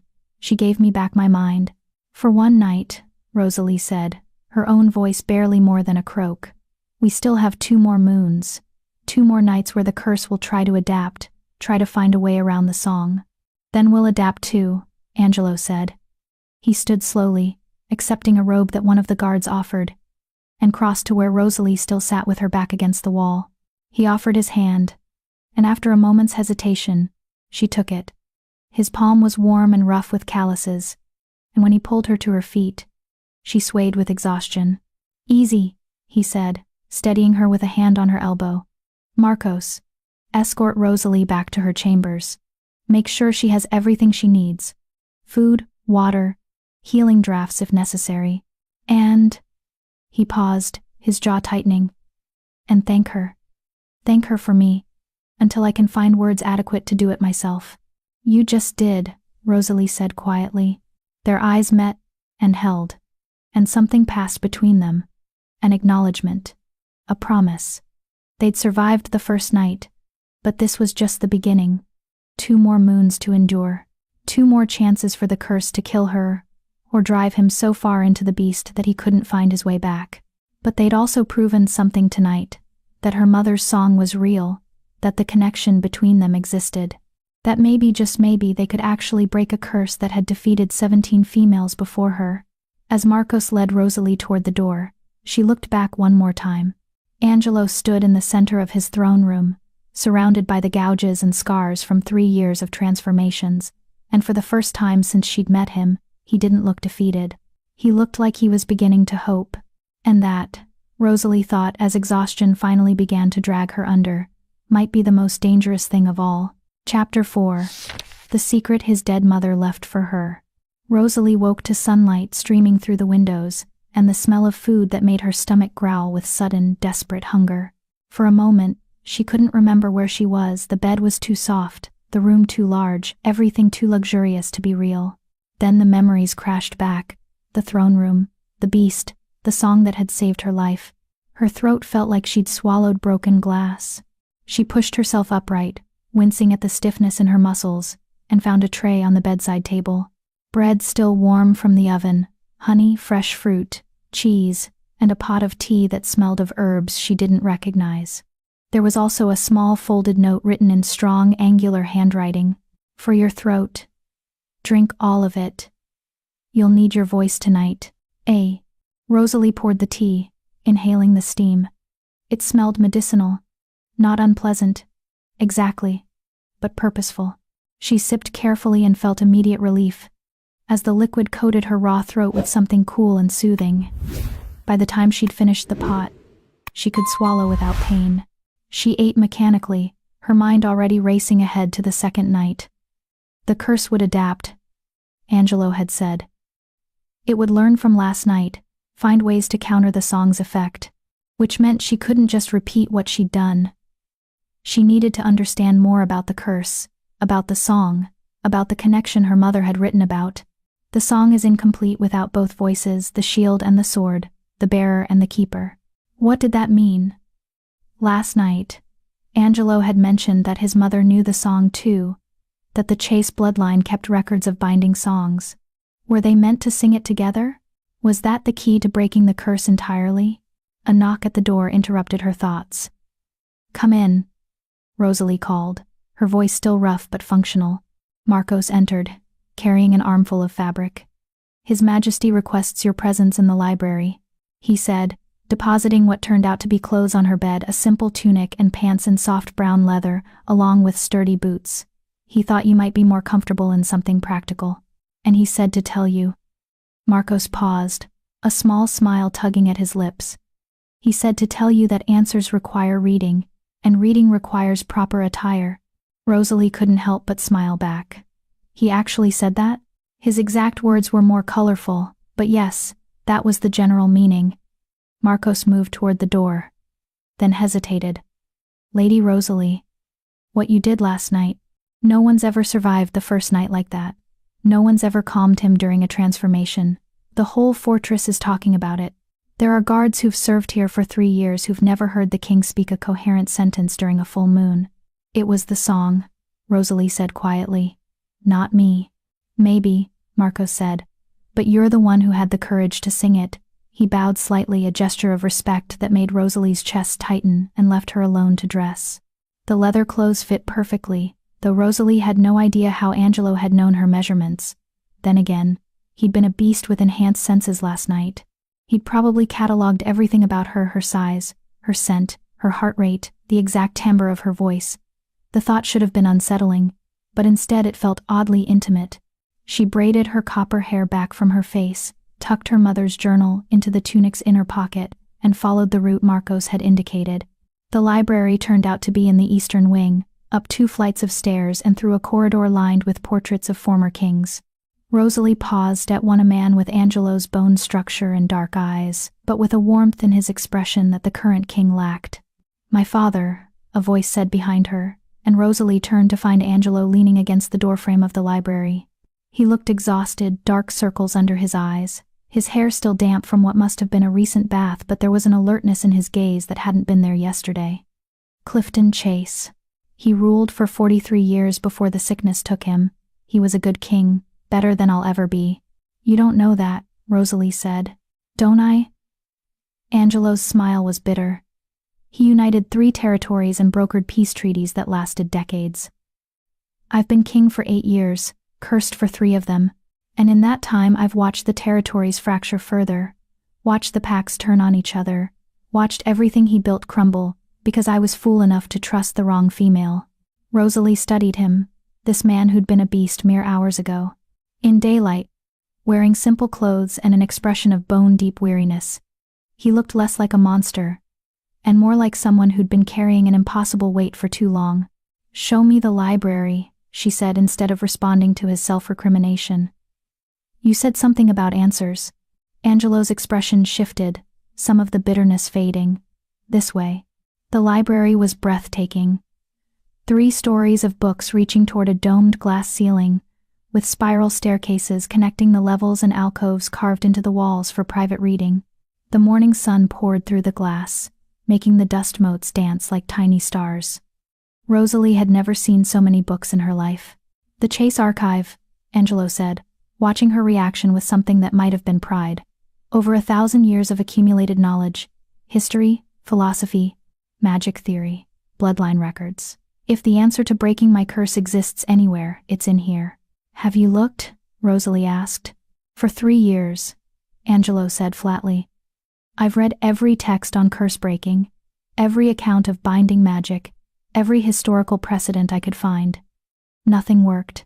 The curse is too specific, too personal. It was designed for me, keyed to my particular weaknesses. He moved toward one of the alcoves, where several books were already laid out on a reading table. But last night changed things. Your song did something none of my research predicted, so I thought we should look at it from a different angle. What angle? Angelo picked up one of the books, ancient by the look of it, the leather cover cracked with age. Your mother said the song needed 2 voices, the bearer and the keeper. When I was researching my family's history this morning, I found references to those terms. They appear in texts about soul bonds, not the kind created by pack tradition, but older bonds. Primordial bonds that existed before wolves had packs or territories. Rosalie felt her pulse quicken. What kind of bonds? The texts call them resonance bonds, Angelo said, opening the book to a page marked with a strip of cloth. They're rare, maybe 1 pair born every few generations. 2 souls that vibrate at the same frequency, literally and metaphorically. When they find each other, they create a harmonic that amplifies both of their strengths. He looked up at her, his dark eyes intense. The bearer carries the potential. The keeper holds the key. Together they can accomplish things that neither could alone. And you think we're... Rosalie couldn't finish the sentence. I think your mother believed it, Angelo said carefully. And I think last night might have proven her right. When you sang and I harmonized, I felt something I'd never felt during a transformation. Like there were two of me, the beast and the man, and your voice was the thread connecting them, keeping them tethered together, instead of letting the beast consume the man entirely. Rosalie moved to the table, looking down at the ancient text. The language was older than any she'd learned, but there were illustrations. Two figures facing each other, their hands raised, lines of light flowing between them in complex patterns. How do we know if we're actually resonance bonded? There are tests, Angelo said. According to this, resonance bonds manifest in specific ways. Shared dreams, for one. The ability to sense each other's emotions across distance. And he paused, his jaw tightening slightly. A physical reaction to proximity. When two bonded souls are near each other, there's a pull, an attraction that goes beyond physical desire or emotional connection. Rosalie thought about the moment in the throne room yesterday, when Angelo had touched her jaw, how her skin had felt electrified where his fingers rested, how even now, standing near him in the library, she could feel something humming beneath her skin, a warmth, an awareness, a magnetic pull that made her want to move closer. I feel it, she admitted quietly. Do you? Angelo's eyes darkened. Since the moment you walked into my throne room, I thought it was just the curse recognizing prey. But it's different from what I felt with the others. With them it was hunger, with you it's… He stopped, seeming to struggle for words. It's like recognizing something I'd lost. Like finding a piece of myself I didn't know was missing. The air between them felt charged, heavy with possibility and danger in equal measure. Rosalie forced herself to step back, to focus on the practical. If we are resonance bonded, does that mean the song can break the curse? Maybe, Angelo said, though he didn't sound convinced. The texts suggest that resonance bonds can overcome curse work because they operate on a different frequency. The curse is designed to isolate me, to cut me off from my humanity and trap me in the beast. But if your voice can anchor me, can maintain that connection between my two halves. He shook his head. I don't know. The theory is promising, but theory and practice are very different things. Then we practice, Rosalie said firmly. We have all day before the second moon. Teach me about your family's version of the song. Let me see if there are verses I don't know, harmonies we haven't tried. Angelo studied her for a long moment, and Rosalie saw something shift in his expression. The wariness didn't disappear entirely, but it softened, making room for something that looked almost like trust. All right, he said. But first, you need to understand where the curse came from, what Edna did to me, and why the song might be the only thing that can undo it. He gestured to a chair, and Rosalie sat, watching as he began to pace. It seemed to help him think, moving through the shafts of sunlight that fell through the glass dome above. Edna Soto came from the southern Pax, Angelo began, his voice carefully controlled. She was beautiful, intelligent, politically savvy, everything a king's mate should be. The council approved our match. The prophets said it was destiny. For the first time since my father's death, I thought maybe I could actually do this. Actually be the king the territories needed. He stopped at one of the windows, staring out at the valley below. The bonding ceremony was elaborate. 3 days of ritual, with representatives from every major pack in attendance. On the final night, Edna and I were supposed to complete the bond exchange blood, speak the ancient vows, become one soul in 2 bodies. His hands clenched on the windowsill, but when she offered me her blood to drink, it was already poisoned. Curse work mixed with wolfsbane and something else. Something dark. What did it do? Rosalie asked softly. Severed the connection between my human consciousness and my wolf, Angelo said. Wolves are supposed to be integrated beings, human and animal existing in balance. The curse split me apart. During the full moon, when the transformation happens, my human mind gets locked away, and the wolf becomes something else entirely. Not a true wolf, which would still have intelligence and restraint, but a beast, pure instinct, pure rage, pure hunger. And Edna did this to you. Intentionally. She was working with a faction that wanted to destabilize the territories, Angelo confirmed. They believed that if the Alpha King was revealed as a monster, the Pax would reject centralized authority entirely. They'd fracture, become easier to control and manipulate, and they almost succeeded. If I hadn't killed Edna and her co-conspirators that night, they would have spread the news far and wide. As it is, I managed to contain the information, but rumors still leaked. That's why so many packs have been testing my borders, why the territories are more fractured than ever. They sense weakness. Rosalie processed this, understanding now why Angelo had reacted so violently to her mention of a binding song.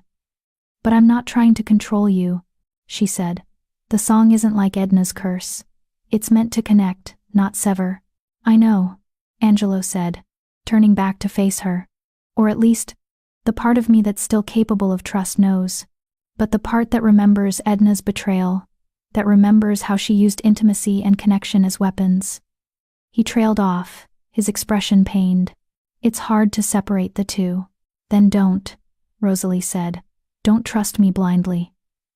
Question everything. Test the song. Make sure it's doing what I say it's doing. I'm not asking for faith. I'm asking for collaboration. Something in Angelo's posture relaxed. Collaboration, he repeated. I can work with that.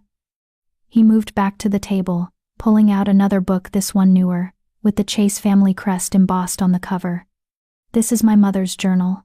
She died when I was 12, but before she passed, she made my father promise to keep her writings safe, said they'd be important someday. He opened the journal, and Rosalie saw the same kind of musical notation her own mother had used, though the handwriting was different. More angular, more precise. She was documenting the same song. Rosalie breathed. Not exactly the same, Angelo said. Look at the verses. Different words, different emphasis, but the melody. He hummed a few bars, and Rosalie felt the hair on her arms stand up. It was her mother's lullaby, but harmonized differently. Where her mother's version was soft and comforting, this one was stronger, more assertive. The same foundation, but built toward different purposes. The shield and the sword, Rosalie whispered. Your mother's version is the sword, and yours is the shield, Angelo agreed. Separately, they're just songs. Beautiful, maybe, with some minor magical properties. But together, he looked at her, and Rosalie saw hope warring with fear in his eyes. Together, they might actually be able to break a curse designed by a master manipulator who knew exactly what she was doing. Rosalie pulled out her own mother's journal, laying it next to Angelo's mother's.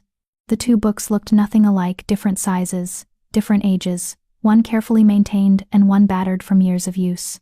But when Rosalie found the page with the song's notation and held it up next to the corresponding page in Angelo's journal, the similarities became impossible to ignore. They fit together, she said, tracing the lines with her finger. See? Where my mother's melody rises, yours falls. Where mine is sustained, yours has rhythm. It's like they were designed to interlock. Angelo leaned closer, studying the pages with intense focus. This close, Rosalie could smell him pine and smoke. And something wilder. Something that reminded her of the forest at night. That magnetic pull intensified, making her hyper-aware of his proximity, the warmth radiating from his body, the way his breathing had synchronized with hers without either of them noticing. Try singing them together, Angelo said, his voice rough. Just a few bars. Let's see what happens. Rosalie nodded, her own voice unsteady.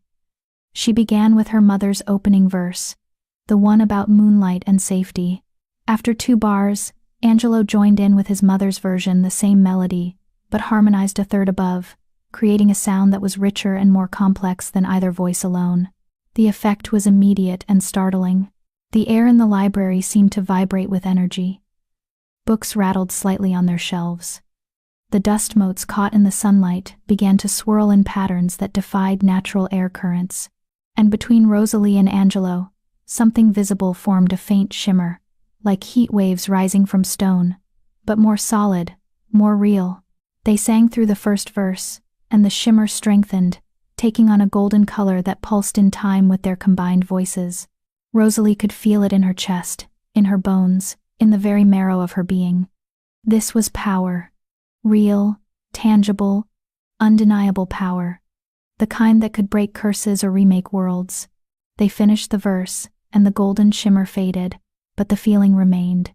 Rosalie's hands were shaking, and when she looked at Angelo, She saw that his eyes had widened with something like awe. "That's what we need," he said quietly. "That's what can fight the curse. Not just your song or mine, but both together. That harmony." "Then tonight," Rosalie said, "we sing together from the start. No waiting for the transformation to complete. We begin the moment the moon rises and we don't stop until it sets." Angelo nodded slowly. "It's going to be harder than last night. The curse will have adapted. It'll try to separate us, try to keep me from being able to harmonize with you. It might make me more violent, more aggressive, more determined to silence you permanently. Then we'll be more determined to sing," Rosalie said with more confidence than she felt. "We proved last night that it's possible. Tonight we prove it can be repeated. And the third night." She paused, not wanting to voice the hope that was building in her chest. "The third night. Maybe we break the curse entirely. Maybe." Angelo agreed. But Rosalie could see he was starting to believe it too. Starting to hope, despite 3 years of failure and 17 deaths and every reason to expect disappointment. They spent the rest of the day in the library, studying the journals, practicing the harmony, building their understanding of how the songs fit together. Angelo taught Rosalie verses from his mother's version that she'd never heard, and she showed him notations in her mother's journal that revealed hidden meanings in the lyrics. The more they sang together, the easier it became. Their voices learned each other's patterns, anticipating rises and falls, knowing instinctively when to push forward and when to pull back. It was like learning a new language, except this language was written in their bones, in their blood, in something deeper than conscious memory. As afternoon faded toward evening, Marcos appeared with food and news. "The moon will rise in 2 hours, Your Majesty. Should I begin preparations?" Angelo looked at Rosalie, and she saw the question in his eyes. "Are you ready? Are you sure you want to do this again?" She thought about her mother's final message. About 12 years of being told she was broken and worthless. About the way it felt when her voice and Angelo's voice combined into something greater than either could achieve alone. "We're ready," Rosalie said. The throne room felt different the second time. Maybe because Rosalie knew what to expect, or maybe because Angelo stood beside her now instead of fighting the transformation alone. They'd entered together side by side, and he'd asked Marcos to wait until the last possible moment before sealing the doors. "I want you to know," Angelo said as they stood in the center of the room, watching the sun set through the barred windows. "If this goes wrong tonight, if the curse wins and I hurt you, I want you to know it won't be me, the real me, the part that's standing here now." "I know," Rosalie said. She reached out and took his hand, the first time she'd initiated physical contact, and felt that electric current run between them. "But it's not going to go wrong. We're stronger together than the curse expected. That's our advantage." Angelo's fingers tightened around hers. "Your mother raised a warrior. So did yours." The first rays of moonlight touched the floor, silver and cold, and Angelo gasped. The transformation was beginning. Earlier than last night. The curse adapting. Just as he'd predicted. His hand in hers began to change, bones cracking and reforming, claws extending where human nails had been. "Sing," Angelo managed through teeth that were elongating into fangs. "Now, before it takes me completely." Rosalie opened her mouth and let her mother's lullaby pour out, strong and clear despite the fear trying to choke her. This time, though, she didn't sing alone. Angelo's voice joined hers immediately, fighting through the transformation, maintaining the harmony even as his human throat became something else. The golden shimmer appeared between them again, stronger than in the library. It wrapped around Angelo like a protective barrier, and Rosalie saw the transformation slow. Not stop, the curse was too powerful for that, but slow. The beast that finally emerged was smaller than last night, less monstrous, more wolf than nightmare. And its eyes, while still not entirely human, held recognition, understanding. Angelo was still in there, still holding on, anchored by their combined song. "It's working," Rosalie breathed between verses. The beast nodded a clear, deliberate gesture and opened its fanged mouth to continue the harmony. The sound that emerged was still rough, still edged with growls, but it was music. Undeniable, beautiful, powerful music. They sang through the night together. their voices weaving patterns of sound that pushed back against the curse with every note. Sometimes the beast would move closer, drawn by the magnetic pull between them, and Rosalie would stand her ground, never breaking the melody. Sometimes the curse would surge stronger, and the beast's voice would falter, but Rosalie would sing louder until Angelo could find his way back to the harmony. It was exhausting. It was terrifying. It was the most intimate thing Rosalie had ever experienced. Because this wasn't just singing. This was sharing something fundamental. Her strength for his struggle, his determination for her courage. Every note they sang together wove them closer, creating bonds that went deeper than blood or pack or tradition. Resonance bonds, she thought. This was what it meant to resonate with another soul. Near dawn, when the moon was finally beginning to set and the transformation starting to reverse, something unexpected happened. The beast Angelo moved close enough to touch. Rosalie's song never faltered, but her heart hammered as those massive clawed hands reached toward her face with surprising gentleness. One claw traced the line of her jaw, feather-light despite its deadly potential. And then the beast did something none of the others had ever reported. It pressed its forehead against hers, still humming the harmony, and Rosalie felt something click into place in her chest. A bond, real and solid and unbreakable. Not forced through ritual or pack tradition, but chosen, built note by note, harmony by harmony, through a night of singing against darkness. When the transformation finally completed and Angelo collapsed back into his human form, Rosalie collapsed with him. They ended up sitting on the cold stone floor, backs against each other for support, too exhausted to move but still humming the melody softly, anchoring each other even now. 2 down, Angelo said hoarsely. 1 more to go. 1 more, Rosalie agreed. Marcos opened the doors to find them like that 2 broken people who'd somehow found a way to be whole together. And the smile on his face suggested he understood exactly what he was seeing. Not a king and a trial participant, but 2 halves of something that was just beginning to remember it had always been meant to be one. Chapter 5. The third moon when the curse finally shattered. The day between the second and third moons passed differently than the first. Where before Rosalie had rested alone in her chambers, recovering from the ordeal, now she and Angelo moved through the fortress together. Not by explicit agreement, but by an unspoken understanding that separation felt wrong. Incomplete. The bond that had formed during the second night hummed between them constantly.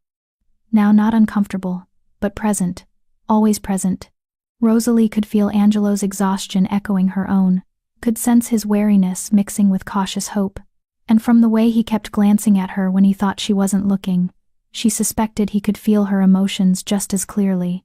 They broke their fast together in a small dining room that overlooked the eastern gardens. The food was simple but plentiful, and they ate in companionable silence for a while, both too tired for extensive conversation. But as Rosalie reached for more bread, her sleeve rode up, revealing the scars on her inner wrist, thin silver lines where she'd once tried to end the pain of her first rejection. She pulled her sleeve down quickly, but not quickly enough. "Who hurt you?" Angelo's voice was quiet but edged with something dangerous. "It doesn't matter anymore," Rosalie said, not meeting his eyes. "It matters to me." He reached across the table, his hand hovering near hers but not touching, asking permission. When Rosalie didn't pull away, he gently pushed her sleeve back up, studying the scars with an intensity that made her skin prickle. "These are old. 5, 6 years maybe?" 7, Rosalie admitted. "After the first rejection. Ricky called me defective in front of the entire pack. Said I was damaged goods, that any male who bonded with me would be wasting his bloodline. I was 19 and stupid enough to believe him. Thought maybe everyone would be better off if I just..." She trailed off, the memory still painful despite the years. Angelo's fingers traced the scars with infinite gentleness. "But you didn't. My sister found me," Rosalie said. "Tracy." She was only 17 herself, barely more than a child, but she stopped the bleeding and sat with me all night. Didn't lecture me or tell me I was being foolish. Just held my hand and reminded me that I was more than what Ricky said I was. She finally met Angelo's eyes. It took me a long time to believe her. Sometimes I'm still not sure I do. "I understand that," Angelo said softly. He released her wrist and pushed up his own sleeve, revealing similar scars though his were thicker, deeper. carved with deliberate precision. After Edna. After I understood what she'd done to me, what I'd become. I thought maybe it would be better for everyone if the curse died with me. If I just ended it before another full moon could turn me into a monster. Rosalie stared at the scars, her chest aching with recognition. Why didn't you, Marcos, Angelo said with a faint smile. Found me in my chambers with a silver blade at my throat. He was just a junior guard then, barely 20 years old, but he knocked the blade away and said something I've never forgotten. He said, "A king doesn't get to quit, even when he wants to. Too many people are counting on him to find another way." Angelo's smile faded. So I found another way. Or tried to.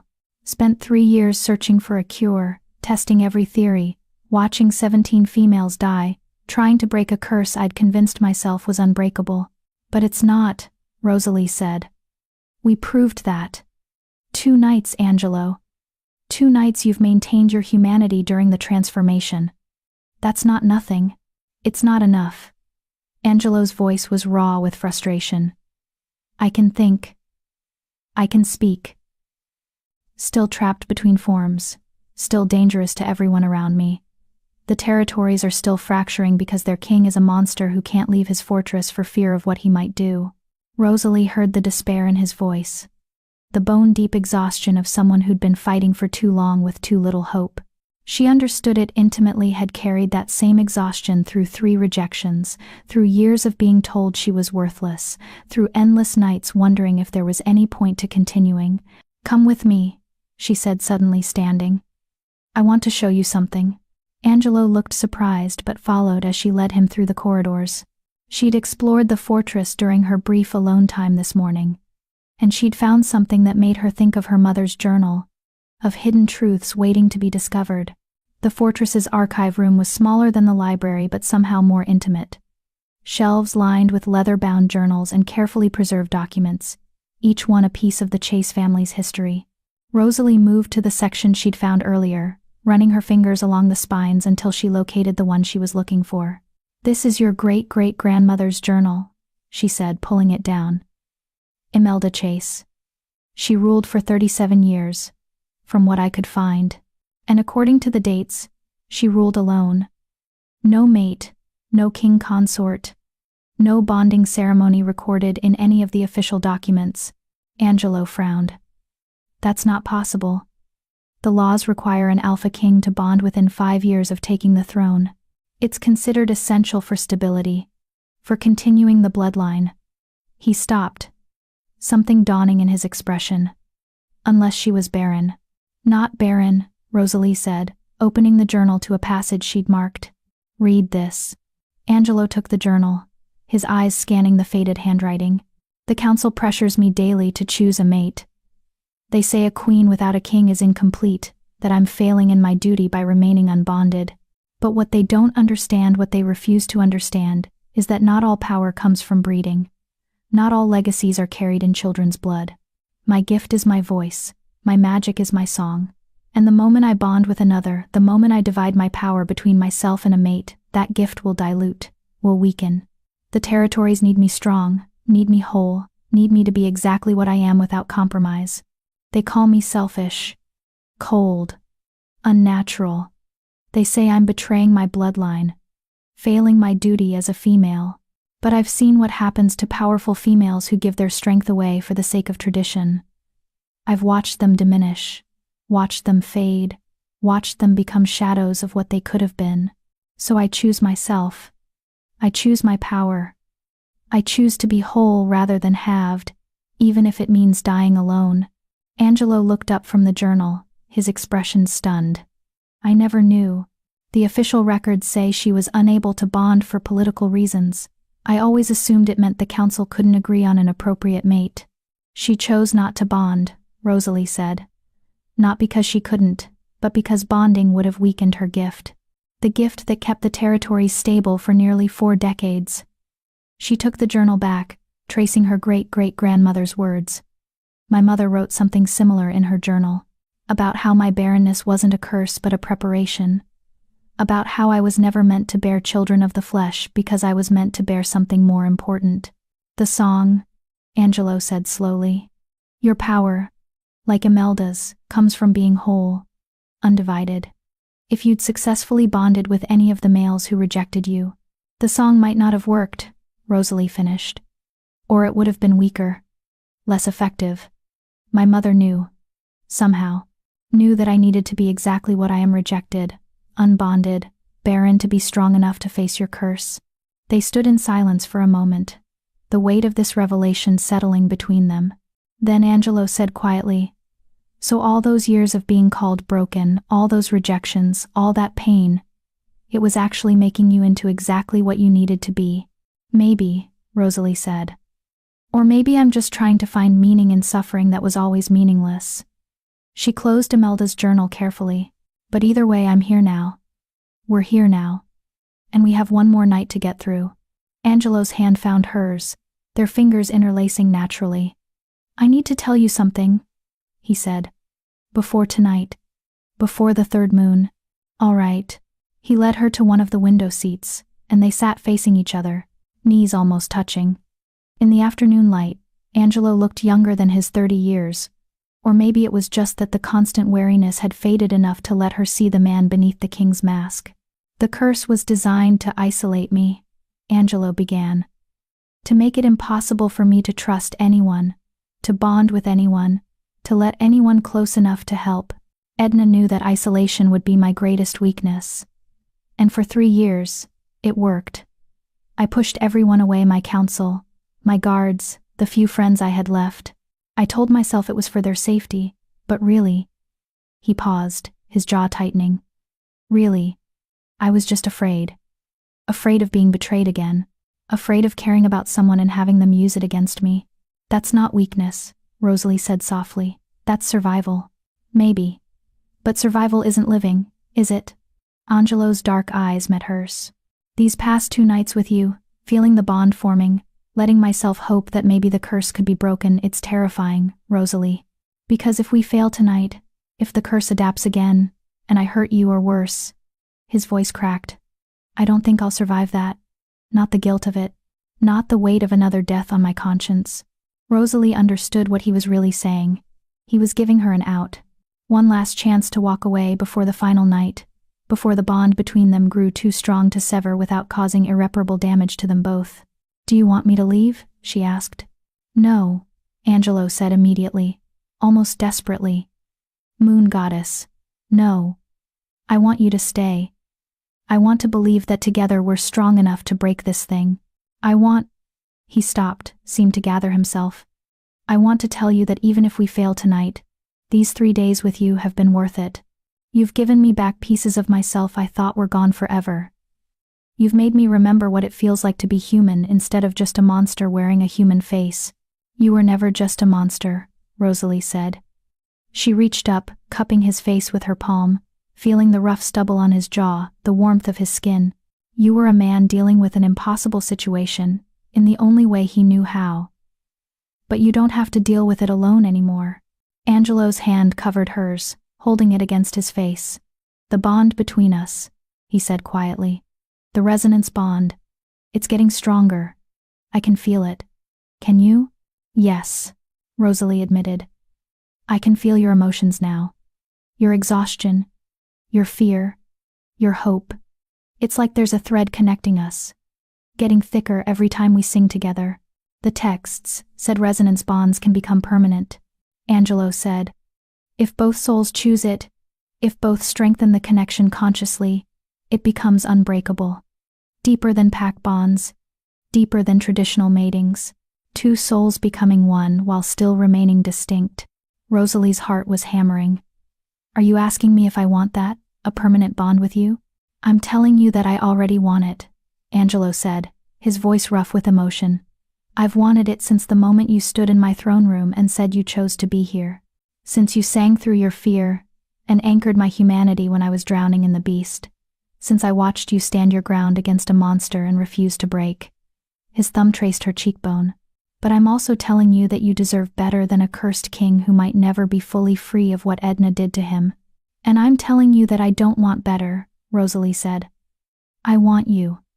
The cursed king who's been fighting for 3 years to protect others from himself. The man who drinks tea for a stranger's sore throat.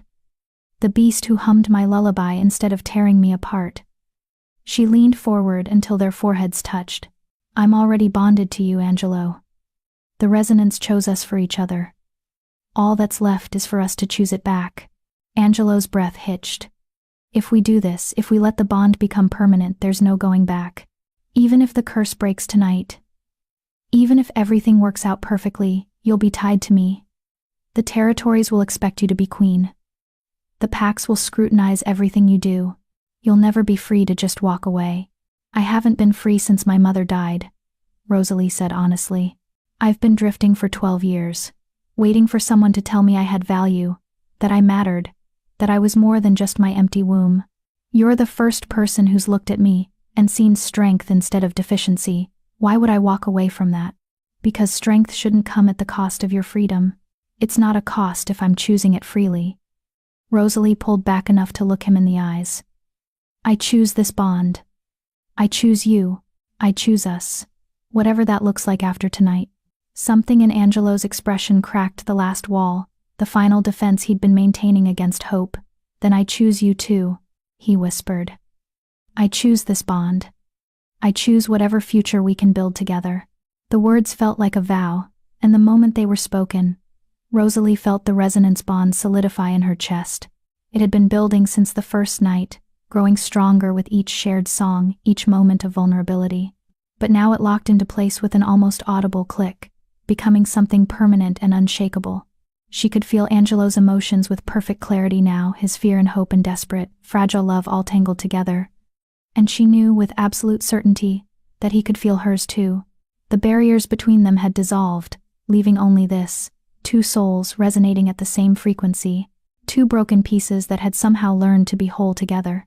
Tonight, Angelo said, when the third moon rises, we're not just fighting the curse, we're completing the bond.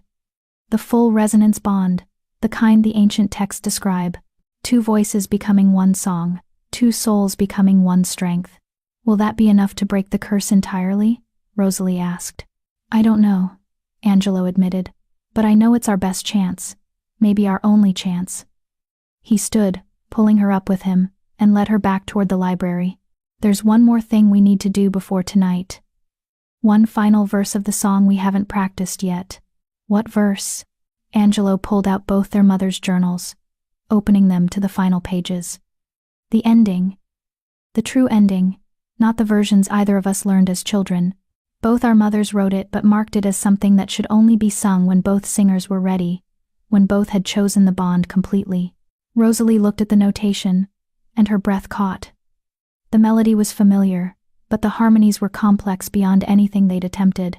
This wasn't just two voices singing together, this was two voices weaving around each other, creating patterns so intricate they were almost mathematical in their precision. This is going to be hard, she said. Everything worth doing is hard, Angelo replied. He positioned them facing each other, close enough that their joined hands rested between them. We have hours before moonrise. Let's use them to get this right. They practiced through the afternoon, their voices learning the complex interplay of the final verse. Sometimes they'd stumble, lose the rhythm, have to start over, but each time they completed it successfully, the resonance bond hummed with approval, as if recognizing that yes, this was what they were meant to sing. This was the key that would unlock everything. As evening approached and the sun began its descent toward the horizon, Marcos appeared at the library door. His expression was grave but not hopeless. The moon rises in 1 hour, Your Majesty. Lady Rosalie.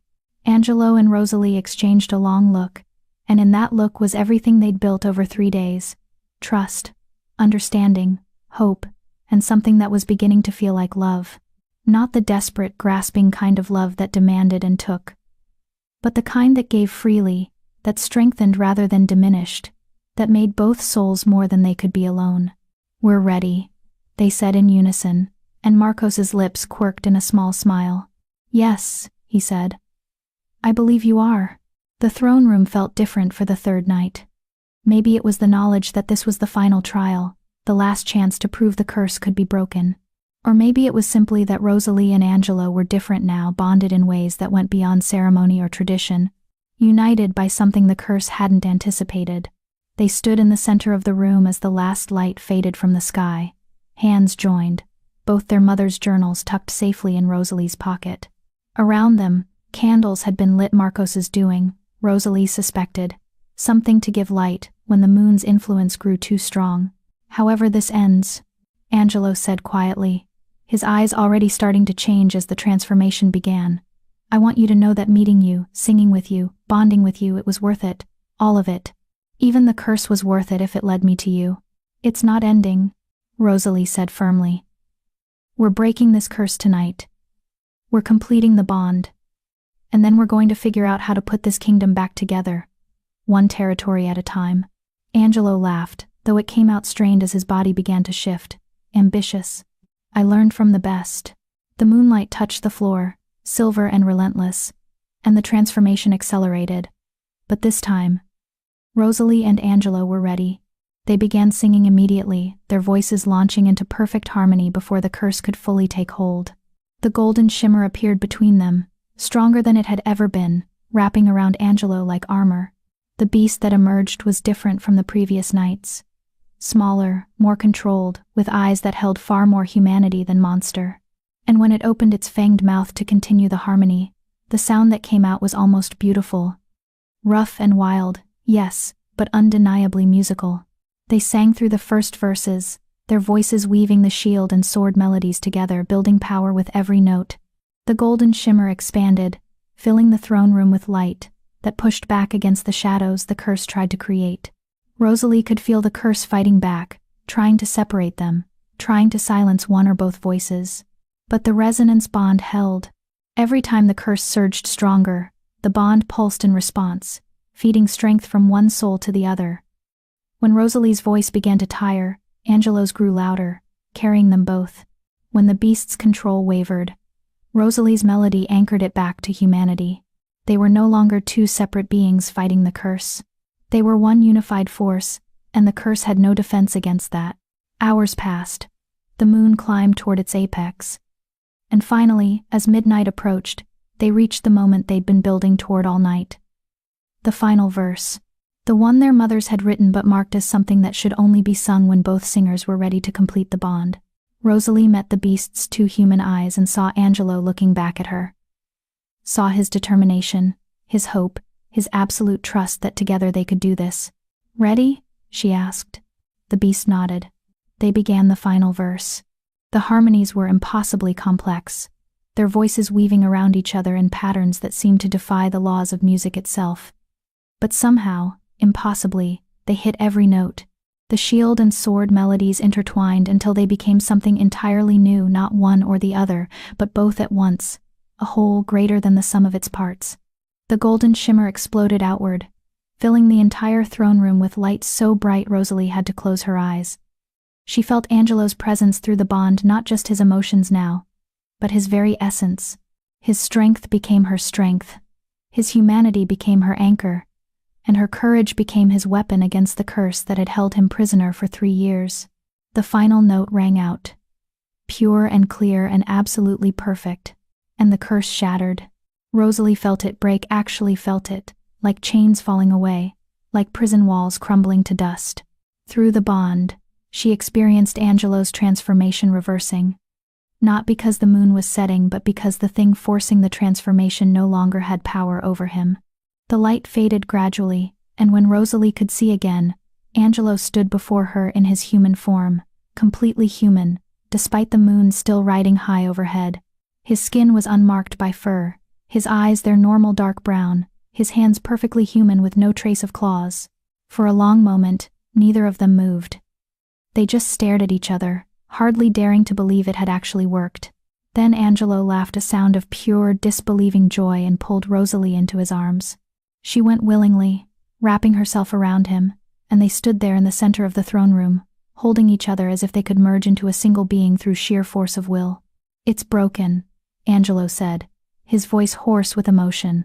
Moon goddess, Rosalie, it's actually broken. I can feel it. The curse is gone. We broke it. Rosalie corrected, pulling back enough to see his face. Together, Angelo agreed. He cupped her face in both hands, his thumbs tracing her cheekbones. My shield, my song, my salvation. My sword, my harmony, my home. The words felt like another vow, and the resonance bond pulsed with satisfied warmth. They'd done it. Against all odds, against 3 years of failures, against 17 deaths and countless doubts, they'd broken a curse designed by a master manipulator who'd known exactly what she was doing. Because Edna had been wrong about one thing: isolation wasn't Angelo's greatest weakness. Connection was his greatest strength. The throne room doors burst open, and Marcos rushed in, followed by half a dozen other guards. They all stopped short, staring at Angelo in his human form, at the complete absence of any beast, at the way he and Rosalie stood together glowing with residual golden light. "Your Majesty?" Marcos's voice was tentative, hardly daring to hope. "It's broken, Marcos," Angelo said, and his smile was radiant. "The curse is broken. She broke it. We broke it. Together." The guards erupted in cheers so loud they echoed through the entire fortress. Marcos had tears streaming down his face, and several of the other guards weren't far behind. This was what they'd been hoping for, praying for, fighting for through 3 long years of watching their king suffer. And it had finally, miraculously, impossibly happened. A celebration erupted around them. Angelo leaned down and whispered in Rosalie's ear, "Stay with me. Not just tonight, but always. Be my queen, my bondmate, my partner in everything. Help me rebuild what the curse broke. Help me become the king I was always supposed to be." Rosalie didn't hesitate. Yes, to all of it. Yes. They'd survived 3 nights, broken a curse, completed a resonance bond that would last the rest of their lives and beyond. Now came the hard part: figuring out how to actually live in the world they'd just won the right to inhabit.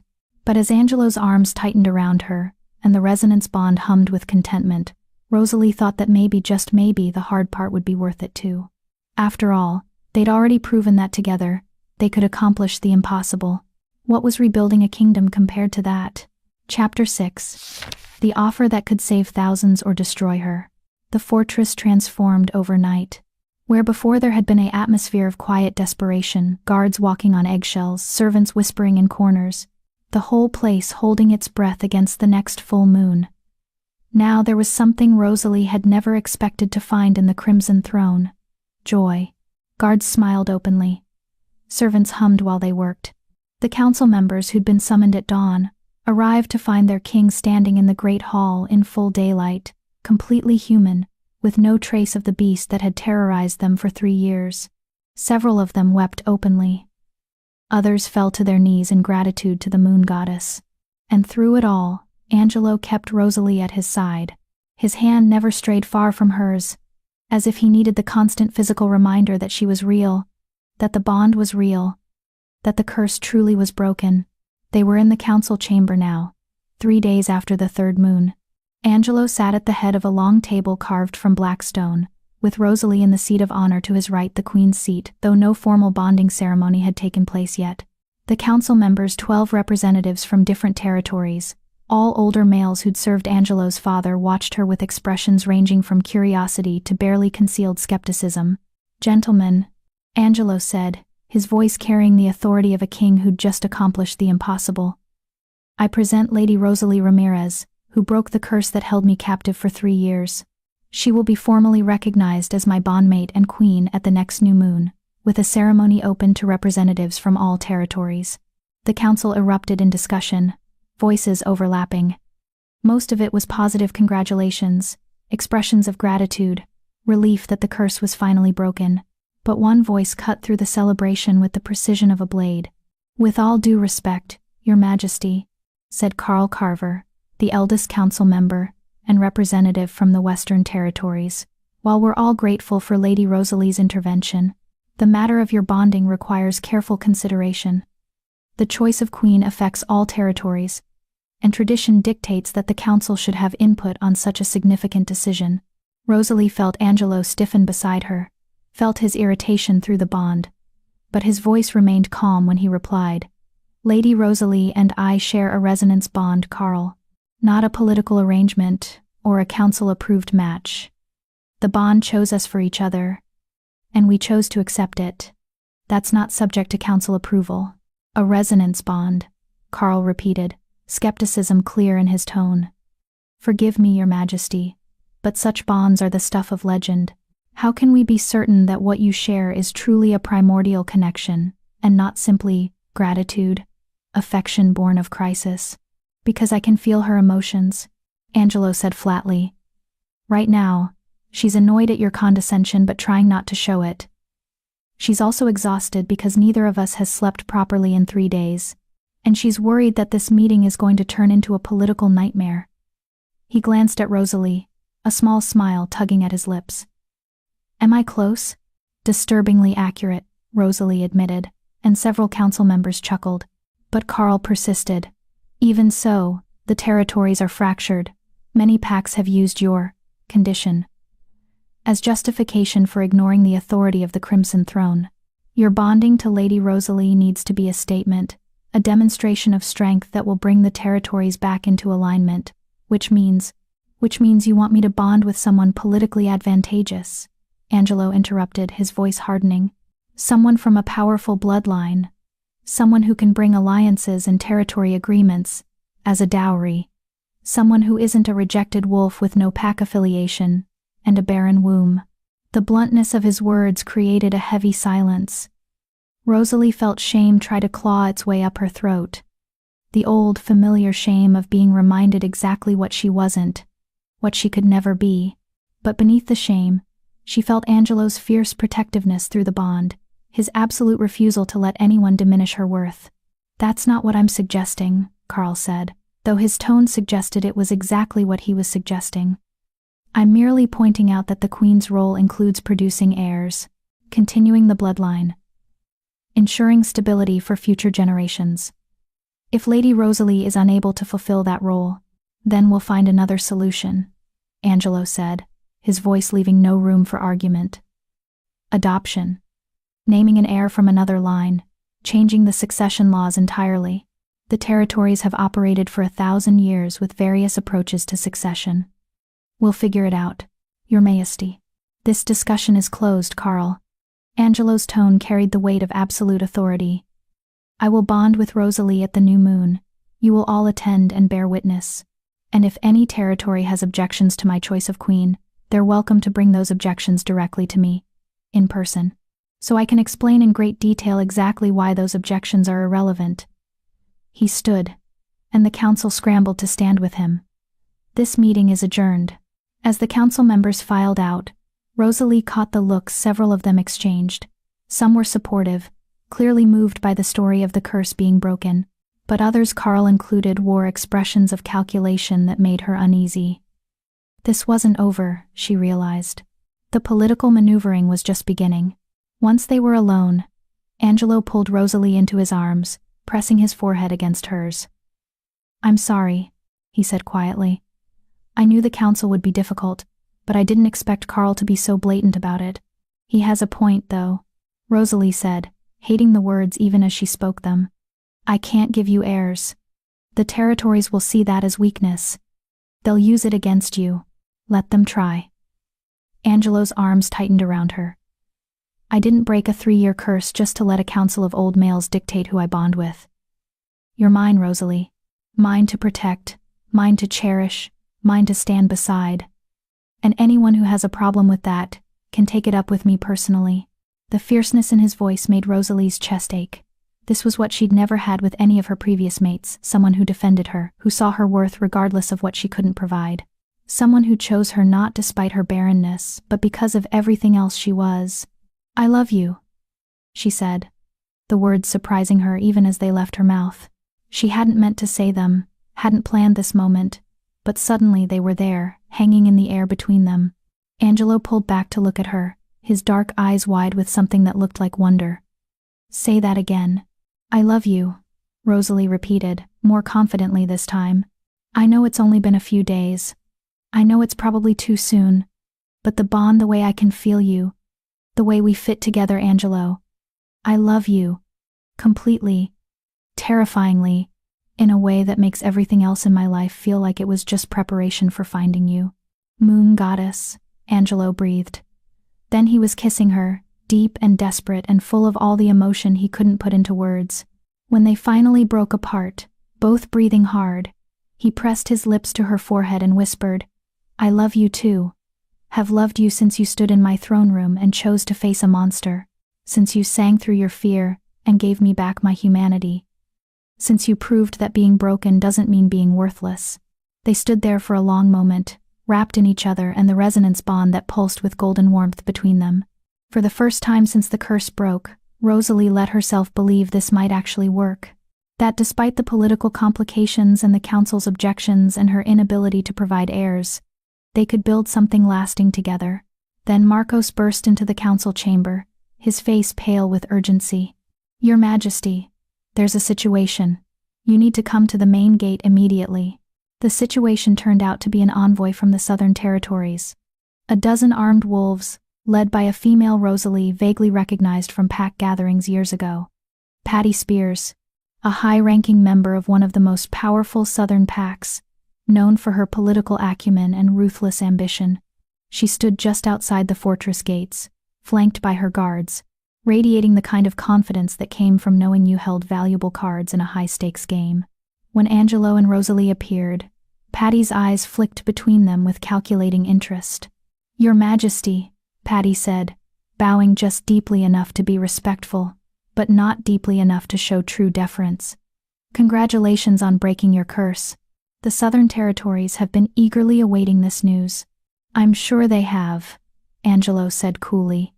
"What brings you to the Crimson Throne, Patty?" "An offer." Patty's smile was sharp. "The Southern Packs are prepared to formally acknowledge your authority and rejoin the unified territories. We'll provide military support, trade agreements, and full cooperation with all Crown policies. In exchange for a bonding alliance, your formal bonding to Anastasia Reyes, daughter of the Southern Alpha Prime. She's of excellent bloodline, fertile, politically connected, and trained in governance since childhood. Everything a queen should be." Patty's eyes flicked to Rosalie. Dismissive. "I understand you've formed an attachment to the female who broke your curse, and that's understandable. But attachment and political wisdom are different things. The Reyes family is prepared to be generous. Lady Rosalie could be given estate, a title, provisions for life. She'd be well cared for." Rosalie felt Angelo's rage through the bond, felt him preparing to unleash it on Patty with devastating force. But before he could speak, she squeezed his hand, a silent request to let her handle this. "You're offering me money to step aside?" Rosalie said, her voice deceptively calm. "To walk away from my bondmate so the king can make a politically convenient match?" "I'm offering you security," Patty corrected. "You're unbonded, packless, with no political connections, and no ability to produce heirs. You broke the curse, and that's admirable, heroic, even. But now the curse is broken, and the king needs to think about the future of the territories, not just his personal feelings." "The future of the territories," Rosalie repeated slowly. Then she turned to Angelo. "Is this what your council wants? What Carl was hinting at during the meeting?" Angelo's jaw was clenched so tight she worried he might crack his teeth. "Probably. The Southern Territories have been the most resistant to my authority since the curse began.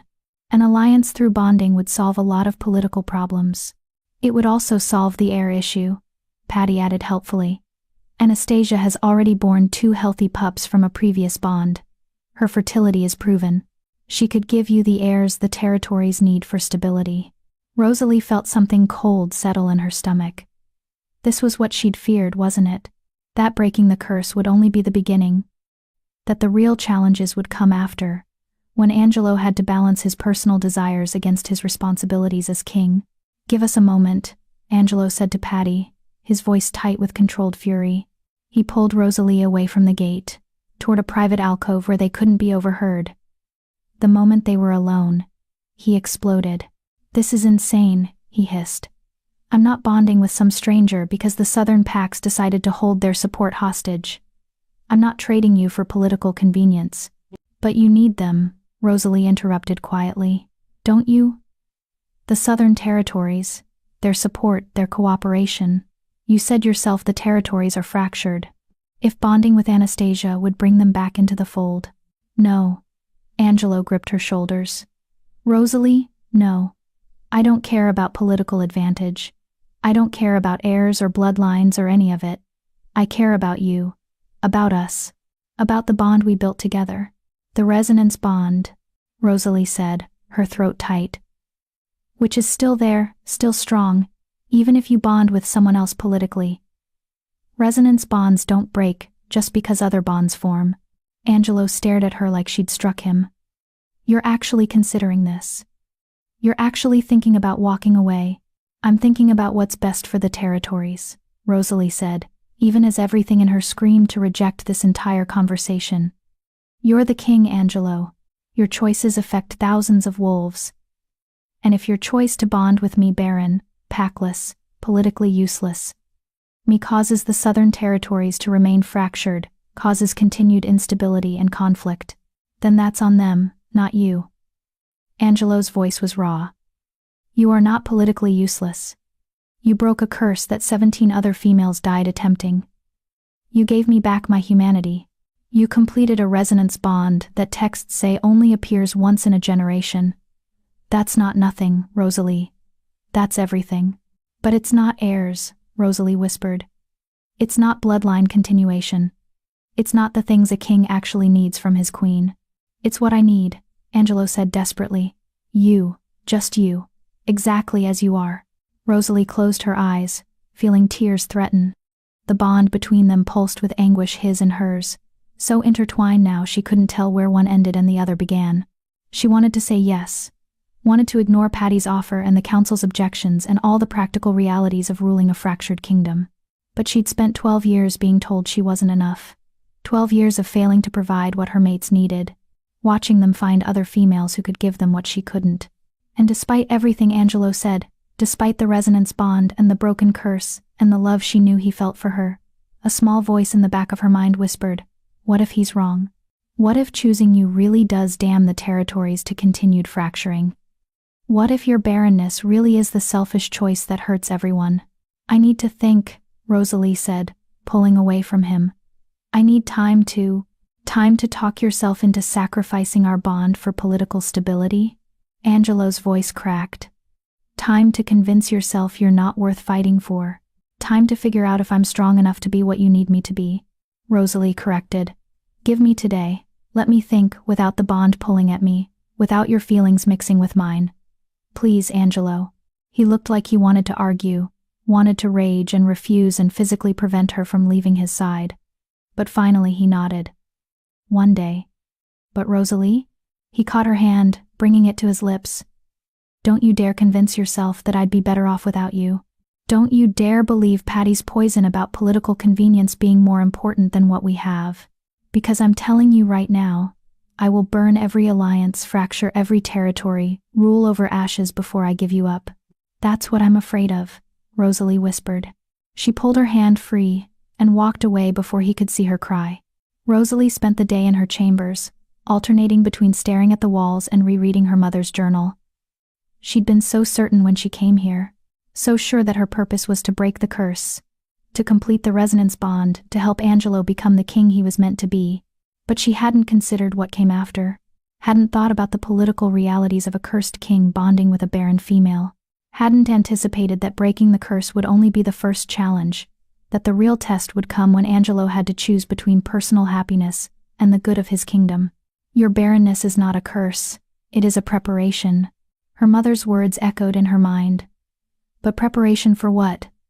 Breaking the curse, yes, but what about after? Was she supposed to step aside now, having served her purpose? Let Angelo bond politically while she carried the resonance bond alone, forever connected to a man who belonged to someone else? The thought made her physically ill, but so did the thought of Angelo sacrificing his kingdom's stability for her, of watching the territories fracture further because he chose personal desire over political wisdom, of being the reason he failed as a king. A knock at the door interrupted her spiral. Come in, she called, expecting Marcos, or perhaps one of the servants. Instead, Carl Carver entered, his expression grave but not unkind. Lady Rosalie, may I speak with you? Every instinct told her to refuse, to send him away, to avoid whatever political manipulation he was about to attempt. But she'd asked for time to think, and part of thinking meant hearing perspectives she didn't want to hear. "All right," she said. Carl sat in the chair across from her, his movements careful and deliberate. For a long moment he just studied her, and Rosalie forced herself not to fidget under his scrutiny. "You love him," Carl said finally. It wasn't a question. "Yes. And he loves you. That much is obvious to anyone with eyes." Carl leaned forward. "But love and leadership are not always compatible, Lady Rosalie. Sometimes a king must choose the good of many over the happiness of one, even if that one is himself." "Are you here to convince me to accept Patty's offer?" Rosalie asked flatly. "I'm here to give you information so you can make an informed decision." Carl pulled a rolled document from his coat. "These are reports from the Southern Territories over the past 3 years. Skirmishes between packs, territory disputes that have turned violent, trade routes that have been abandoned because no one trusts the stability of the region. 37 deaths, Lady Rosalie. 37 wolves dead, because the territories lack strong central authority." He unrolled the document, and Rosalie saw names, dates, circumstances. A female killed in a border dispute. A male murdered over a trade disagreement. Children caught in crossfire between feuding packs. Her stomach churned. "The Southern Territories represent nearly 40% of the total wolf population," Carl continued. "If they formally rejoin under the Crimson Throne's authority, that influence could stabilize the other regions, could prevent more deaths like these, could give Angelo the power base he needs to actually unite the territories the way his father did. And all it costs is my bond with him," Rosalie said bitterly. "No." Carl's voice was surprisingly gentle. "The resonance bond remains. Patty herself acknowledged that. You would still be connected to Angelo, still able to support him, still able to be part of his life. Just not as his queen. Not in the political role that requires heirs and bloodline continuation and all the things you cannot provide. So I'd be what? His mistress, his secret bond partner that everyone knows about but officially ignores. You'd be the woman who saved his life, and then saved his kingdom," Carl said. "You'd be honored, respected, provided for. And more importantly, you'd be the reason the territories finally reunified. The reason those 37 deaths don't become 300, or 3,000. That's not nothing, Lady Rosalie. That's a legacy." Rosalie wanted to argue, wanted to rage against the cold political logic of it. But she couldn't stop staring at the names on Carl's report. 37 wolves dead, families destroyed, children orphaned, all because the territories lacked central authority. All because Angelo had been weakened by the curse she'd broken. "If I agree to this," Rosalie said slowly, "if I step aside and let him bond with Anastasia, what guarantee do I have that the Southern Territories will actually honor their agreement? That they won't just take what they want and continue causing problems?" "You have my word," Carl said, "and more importantly, you have the leverage of the resonance bond itself. Angelo will never fully bond with Anastasia the way he's bonded with you. The Southern Pacts know this. They're not asking for his heart, just his political alliance. That's a trade they're willing to make in good faith." Good faith. The words tasted like ash in Rosalie's mouth. But she thought about Angelo's fierce declaration earlier. "I will burn every alliance, fracture every territory, rule over ashes before I give you up." What if he meant that? What if he actually did choose her over political stability, and the territories descended into chaos because of it? How many more names would end up on Carl's report? How much blood would be on her hands because she was too selfish to step aside? "I need to think," Rosalie said again. Carl nodded and stood. "Of course.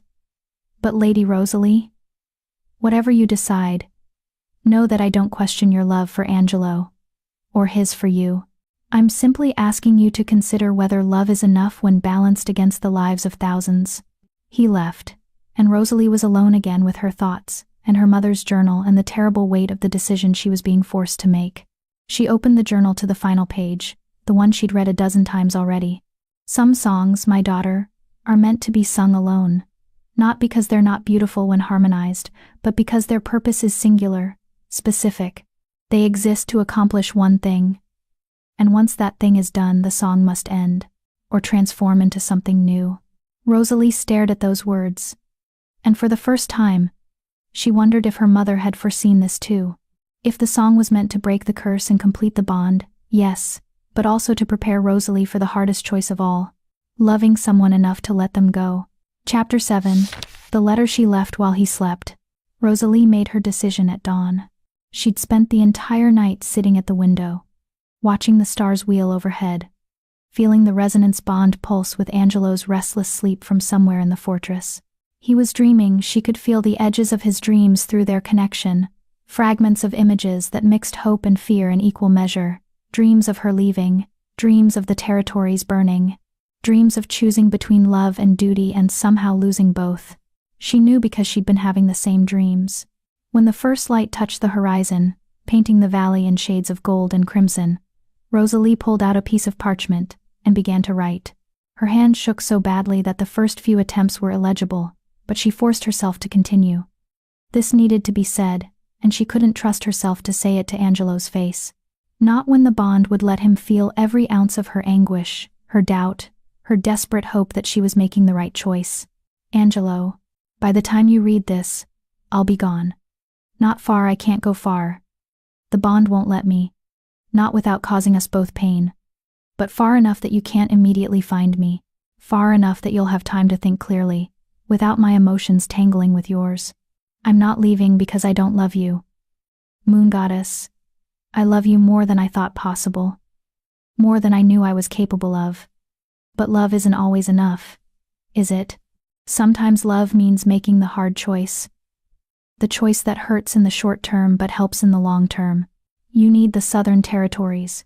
You need their support, their allegiance, their help in reuniting the fractured packs, and I can't give you that. All I can give you is a bond without heirs, a queen without political connections, a mate who will always be seen as less than by those who matter. Carl showed me the reports. 37 deaths in 3 years. All because the territories lack strong central authority. How many more will die if you choose me over stability? How many names will be added to that list because you were too stubborn to make the practical choice? I know you'll rage at this. I know you'll say you don't care about practical, that you'd rather rule over ashes than give me up. But I care, Angelo. I care about those 37 wolves. I care about the hundreds or thousands more who might die if the territories remain fractured. And I care about you, about your legacy, about your purpose as king, about the prophecy that said you were meant to unite the packs. So I'm making the choice you can't make. I'm stepping aside. Bond with Anastasia. Secure the Southern Territories. Do what needs to be done to bring peace and stability to the kingdom. And I'll be here, on the edges, still connected through the resonance bond, still supporting you in the ways that I can. Carl said I could still be part of your life, just not as your queen. I'm choosing to believe that's enough. I'm choosing to believe that saving your kingdom is more important than my happiness. I'm choosing to believe that this is what my mother meant when she wrote about the song transforming into something new. That maybe breaking the curse was just the first verse. And this sacrifice is the second. I love you. I will always love you. The resonance bond ensures I'll feel you, be connected to you, for the rest of my life. That will have to be enough. Please don't hate me for this. Please understand. Please be the king the territories need you to be. Yours. Even in distance, Rosalie. She folded the letter carefully, sealed it with wax, and left it on the table in Angelo's study where he'd be sure to find it. Then she gathered her few possessions, her mother's journal, the clothes Marcos had provided, a small amount of silver from the provisions Angelo had insisted she accept, and slipped out of the fortress before anyone else was awake. The resonance bond pulled at her with every step, a physical ache in her chest that intensified the further she went. But she forced herself forward, down the mountain path, toward the small village that sat at the base of the Crimson Throne's territory, far enough to give Angelo space, close enough that the bond wouldn't tear them both apart. She'd made it perhaps 2 miles when she felt Angelo wake. Felt the exact moment he discovered she was gone.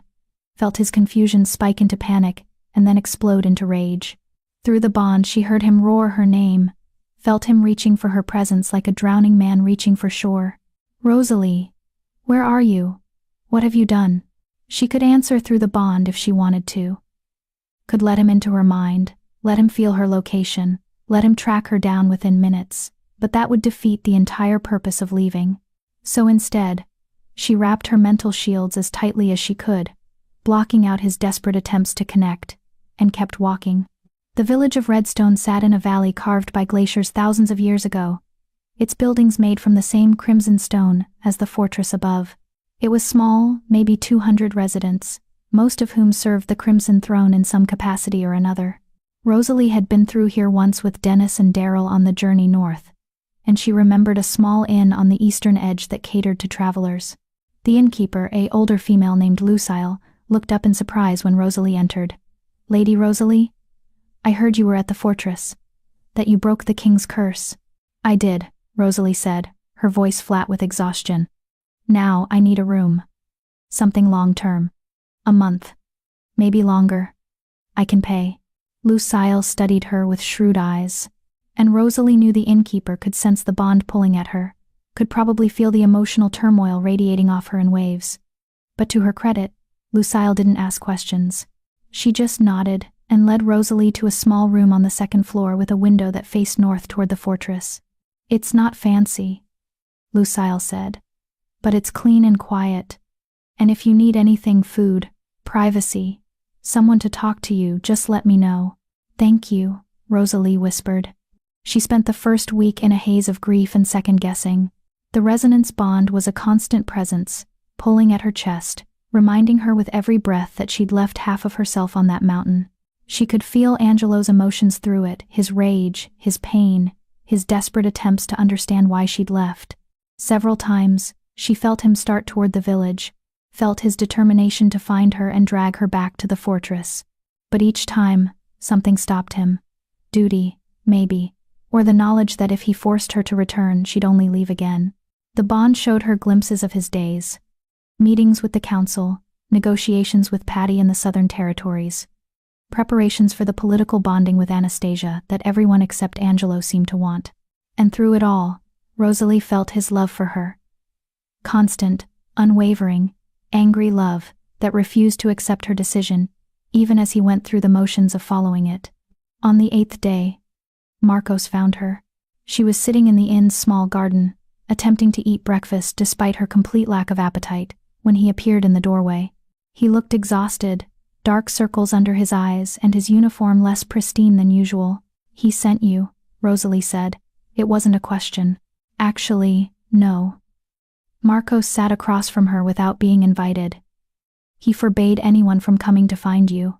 Said if you wanted space, you'd have space, even if it killed him to give it to you. But I came anyway because someone needs to tell you what's happening up there." "I can feel what's happening through the bond," Rosalie said quietly. "He's in pain, furious with me, but also going through with the political preparations, because that's what I asked him to do." "He's destroying himself," Marcos corrected bluntly. "He hasn't slept properly in 8 days, barely eats, spends every night in the throne room staring at the spot where you sang together, trying to feel your presence through the bond. The council thinks he's finally making the practical choice, but I've served Angelo for a decade, Lady Rosalie. I know what he looks like when he's dying. And he's dying now, just slower than when he had the curse." Rosalie's chest constricted. "He'll recover. Once he bonds with Anastasia. Once the territories stabilize. Once he has a purpose beyond." "Beyond you?" Marcos interrupted. "There is no beyond you. You're his resonance bond, his other half. The council might not understand what that means, but I've read the texts. I know what happens when resonance-bonded souls are forcibly separated. They survive, technically, but they're never whole again, never truly themselves. They spend the rest of their lives feeling like they're missing a vital organ, like they're only half awake. Better half awake than dead, Rosalie said, thinking of Carl's report. Better diminished than responsible for hundreds of deaths because the territories remain fractured. Marcos leaned forward, his expression intense. "You know what I think? I think you're afraid." Rosalie's head snapped up. "Excuse me? You're afraid that Angelo will eventually realize you're not worth the sacrifice, that you're not worth choosing over political stability and heirs and all the things a king is supposed to want. So you're leaving first, before he can decide you're not enough. You're taking the choice away from him because you're terrified of what he might choose if given the chance." The words hit like physical blows, each one landing with devastating accuracy. I'm not. Yes, you are. Marcos's voice was gentle but relentless. And I understand why. 12 years of rejections, 12 years of being told you're broken. That kind of damage doesn't heal overnight just because one man tells you you're worth fighting for. But Rosalie, Angelo isn't those other males. He sees your worth. And he's choosing you. Over and over again, he's choosing you. The only person who doesn't believe you deserve to be chosen is you. Rosalie felt tears burning in her eyes. What about the Southern Territories? What about Carl's report? The 37 deaths, the instability. Carl is playing you, Marco said flatly. Oh, the report is real. The deaths happened. But Carl didn't mention that 23 of those deaths were from internal pack conflicts that would have occurred regardless of who sat on the Crimson Throne. He didn't mention that the Southern Territories have been testing boundaries and causing problems since long before Angelo's curse. They're not fractured because Angelo is weak. They're fractured because Patty and her allies want independence. And they're using the curse as an excuse. Rosalie stared at him. But Carl said, Carl wants stability above all else. And he genuinely believes a political bonding with Anastasia would achieve that. He's not lying. Exactly. Just presenting facts in the way that serves his agenda. Marcos pulled out his own document, newer, more detailed. These are the actual territorial reports for the past 3 years. Yes, there have been problems, but most of them were already resolving before the curse broke. And the Southern Territories? They're the ones causing the majority of the issues, using the power vacuum to grab territory and influence. Bonding Angelo to Anastasia won't fix that. It'll just give them leverage over the throne. Rosalie took the document with shaking hands, scanning the detailed reports. Marcos was right. The picture was far more complex than Carl had presented. The Southern Territories weren't some innocent faction waiting for stable leadership. They were actively destabilizing things to increase their own power. Why didn't Carl tell me this? She asked. Because he genuinely believes his solution is best, and the ends justify the means. Marcos shrugged.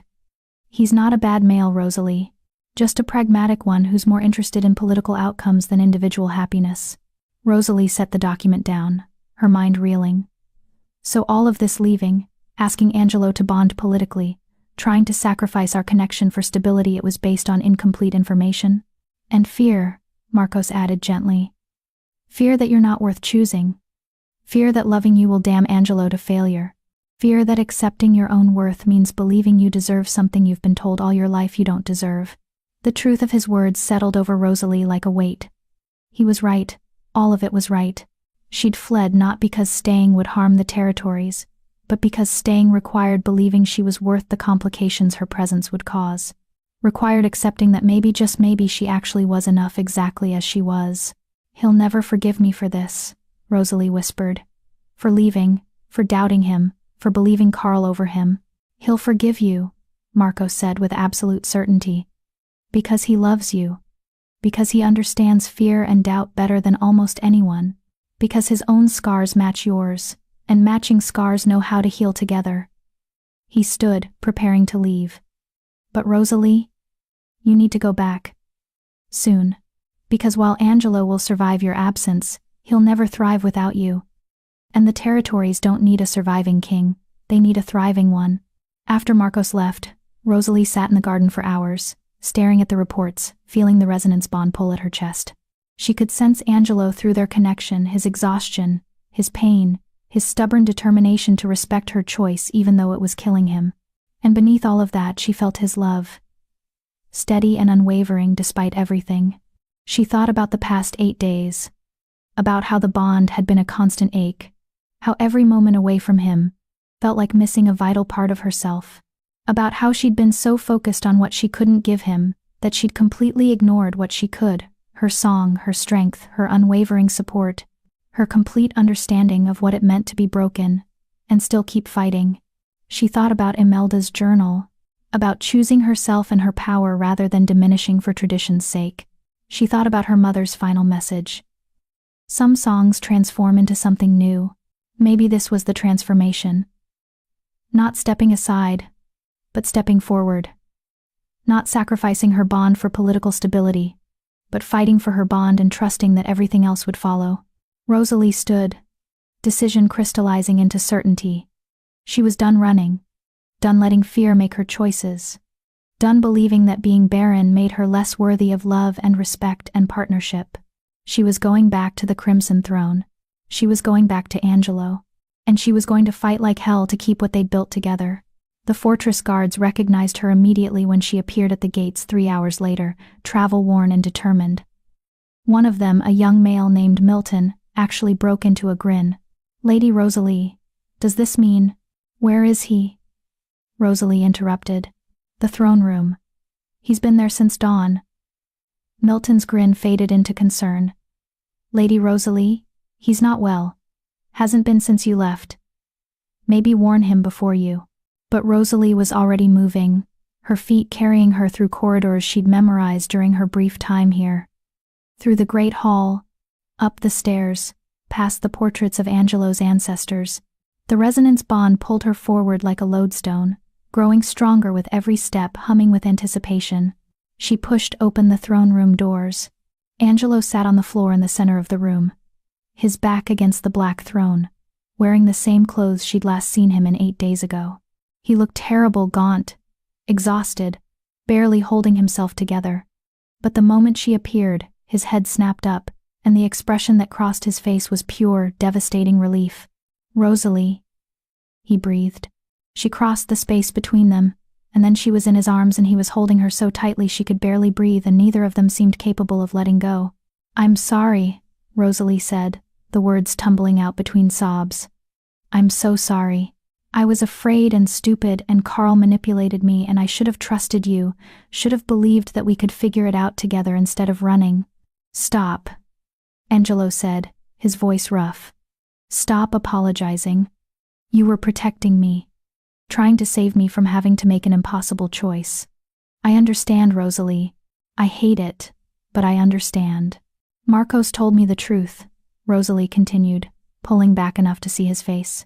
"About Carl's reports, about the Southern Territories, about how I was basing my decision on incomplete information and my own fear of not being enough." "You've always been enough," Angelo said fiercely. "More than enough. Everything I need and everything I want wrapped into one stubborn, courageous, impossibly selfless person. I'm staying," Rosalie said. "I'm staying. And I'm not stepping aside for Anastasia. And if the council has a problem with that, they can take it up with both of us. Together. Because that's what resonance-bonded mates do, they face things together."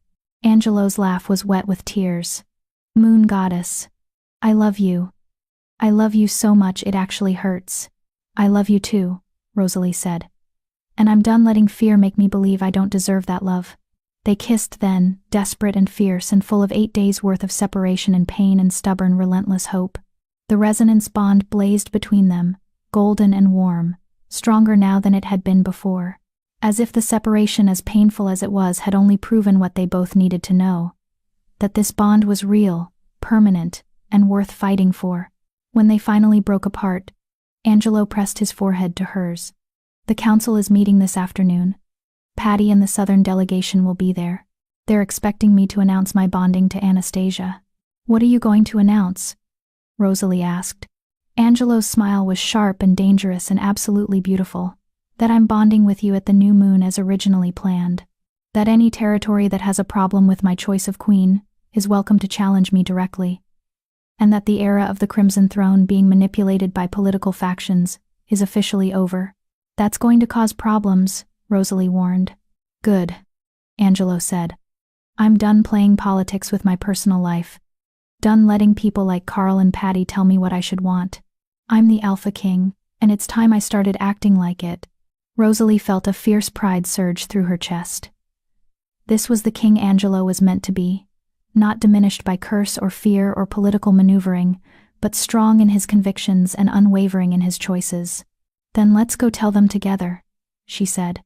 They stood, hands joined, and walked toward the council chamber side by side. Whatever came next, political fallout, territorial challenges, the council's disapproval, they would face it together. Because that was what the song had been teaching them all along. That 2 voices in harmony were stronger than any single voice alone. That completion came not from being without flaws, but from finding someone whose flaws fit yours like puzzle pieces. That love wasn't about being perfect. It was about being brave enough to choose each other, over and over again, no matter what the world said you should choose instead. Chapter 8. The Wedding Ambush. The council chamber had never felt so much like a battlefield. Rosalie stood beside Angelo at the head of the long table, acutely aware of every eye fixed on them. The 12 council members sat in their designated seats, their expressions ranging from cautiously optimistic to openly hostile.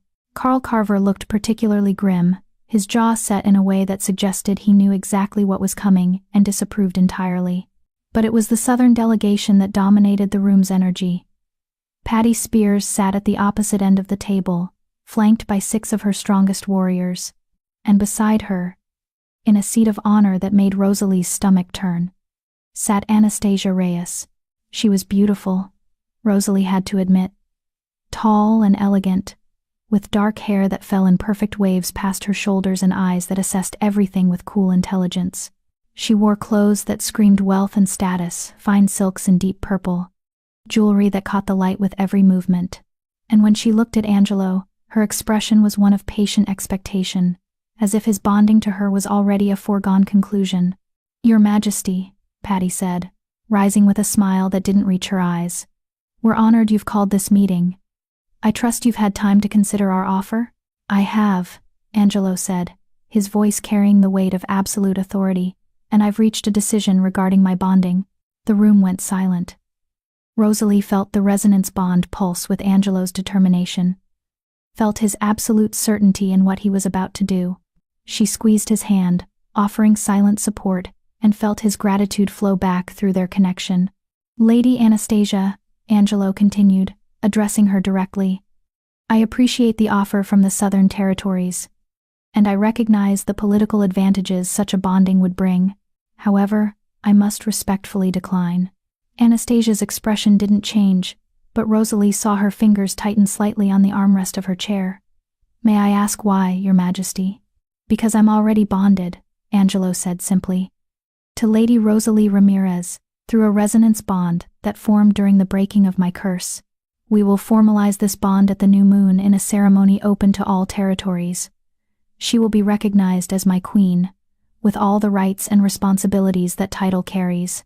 The explosion of noise was immediate, council members shouting over each other, Patty's warriors bristling with barely contained aggression, Carl's voice rising above the chaos trying to restore order. But through it all, Anastasia remained perfectly still, her eyes fixed on Angelo with an expression that was becoming increasingly cold.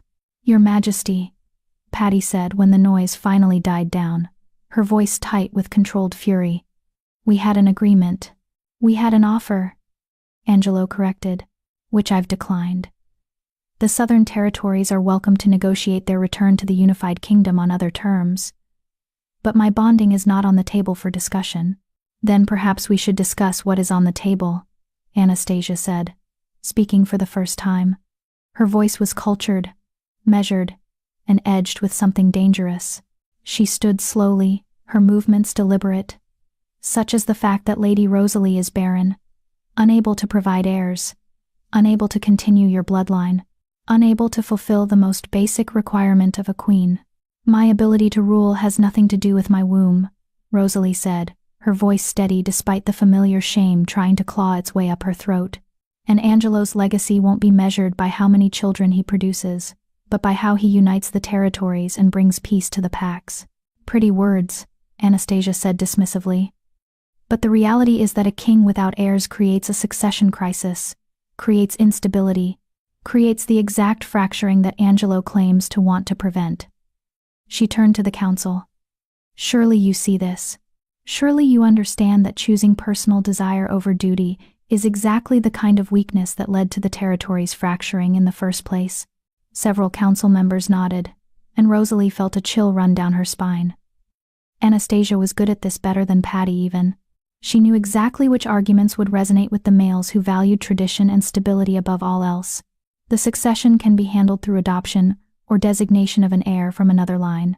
Angelo said, "My great-great-grandmother Imelda ruled for 37 years without a bonded mate, and the territories were more stable under her rule than they've been in a century. Imelda also didn't have a resonance bond with anyone, Carl interjected. She remained unbonded by choice, for the sake of her power. You, Your Majesty, are already bonded, which means you're already dividing your power between yourself and Lady Rosalie. Adding a political bond with Anastasia wouldn't diminish you further, it would strengthen your position. It would also be a betrayal, Rosalie said quietly. Of the resonance bond, of the connection we built while breaking the curse, of everything we've promised each other. Is that really what you want, Carl? A king who rules effectively but has no honor? Who breaks vows for political convenience? I want a king who puts the territories above his own happiness, Carl said bluntly. Which is what every ruler must do eventually. Then you want a king who isn't me, Angelo said, his voice hard. Because I refuse to believe that effective leadership requires personal misery. I refuse to accept that I must sacrifice my bond with Rosalie to be a good king. And I absolutely refuse to set a precedent that resonance bonds can be overridden by political pressure. How noble, Anastasia said, and now her mask of patience was starting to crack. How romantic. But nobility doesn't feed the territories, Your Majesty. Romance doesn't prevent wars or settle disputes or create the alliances necessary for lasting peace. Only power does that. Only strategic thinking. Only the willingness to make hard choices. I am making a hard choice, Angelo said. I'm choosing to trust that the territories are strong enough to accept a queen who doesn't fit traditional expectations. I'm choosing to believe that true leadership means being authentic rather than politically convenient. And I'm choosing to honor the bond that saved my life and gave me back my humanity. And if the Southern Territories refuse to rejoin under those conditions, Patty asked, her voice dangerously soft. If we maintain our independence, continue operating as a separate faction. What then, Your Majesty? Angelo's eyes hardened. Then, you'll be declaring yourself in opposition to the Crimson Throne, and I'll have no choice but to treat you as an enemy faction, rather than a wayward territory seeking reconciliation.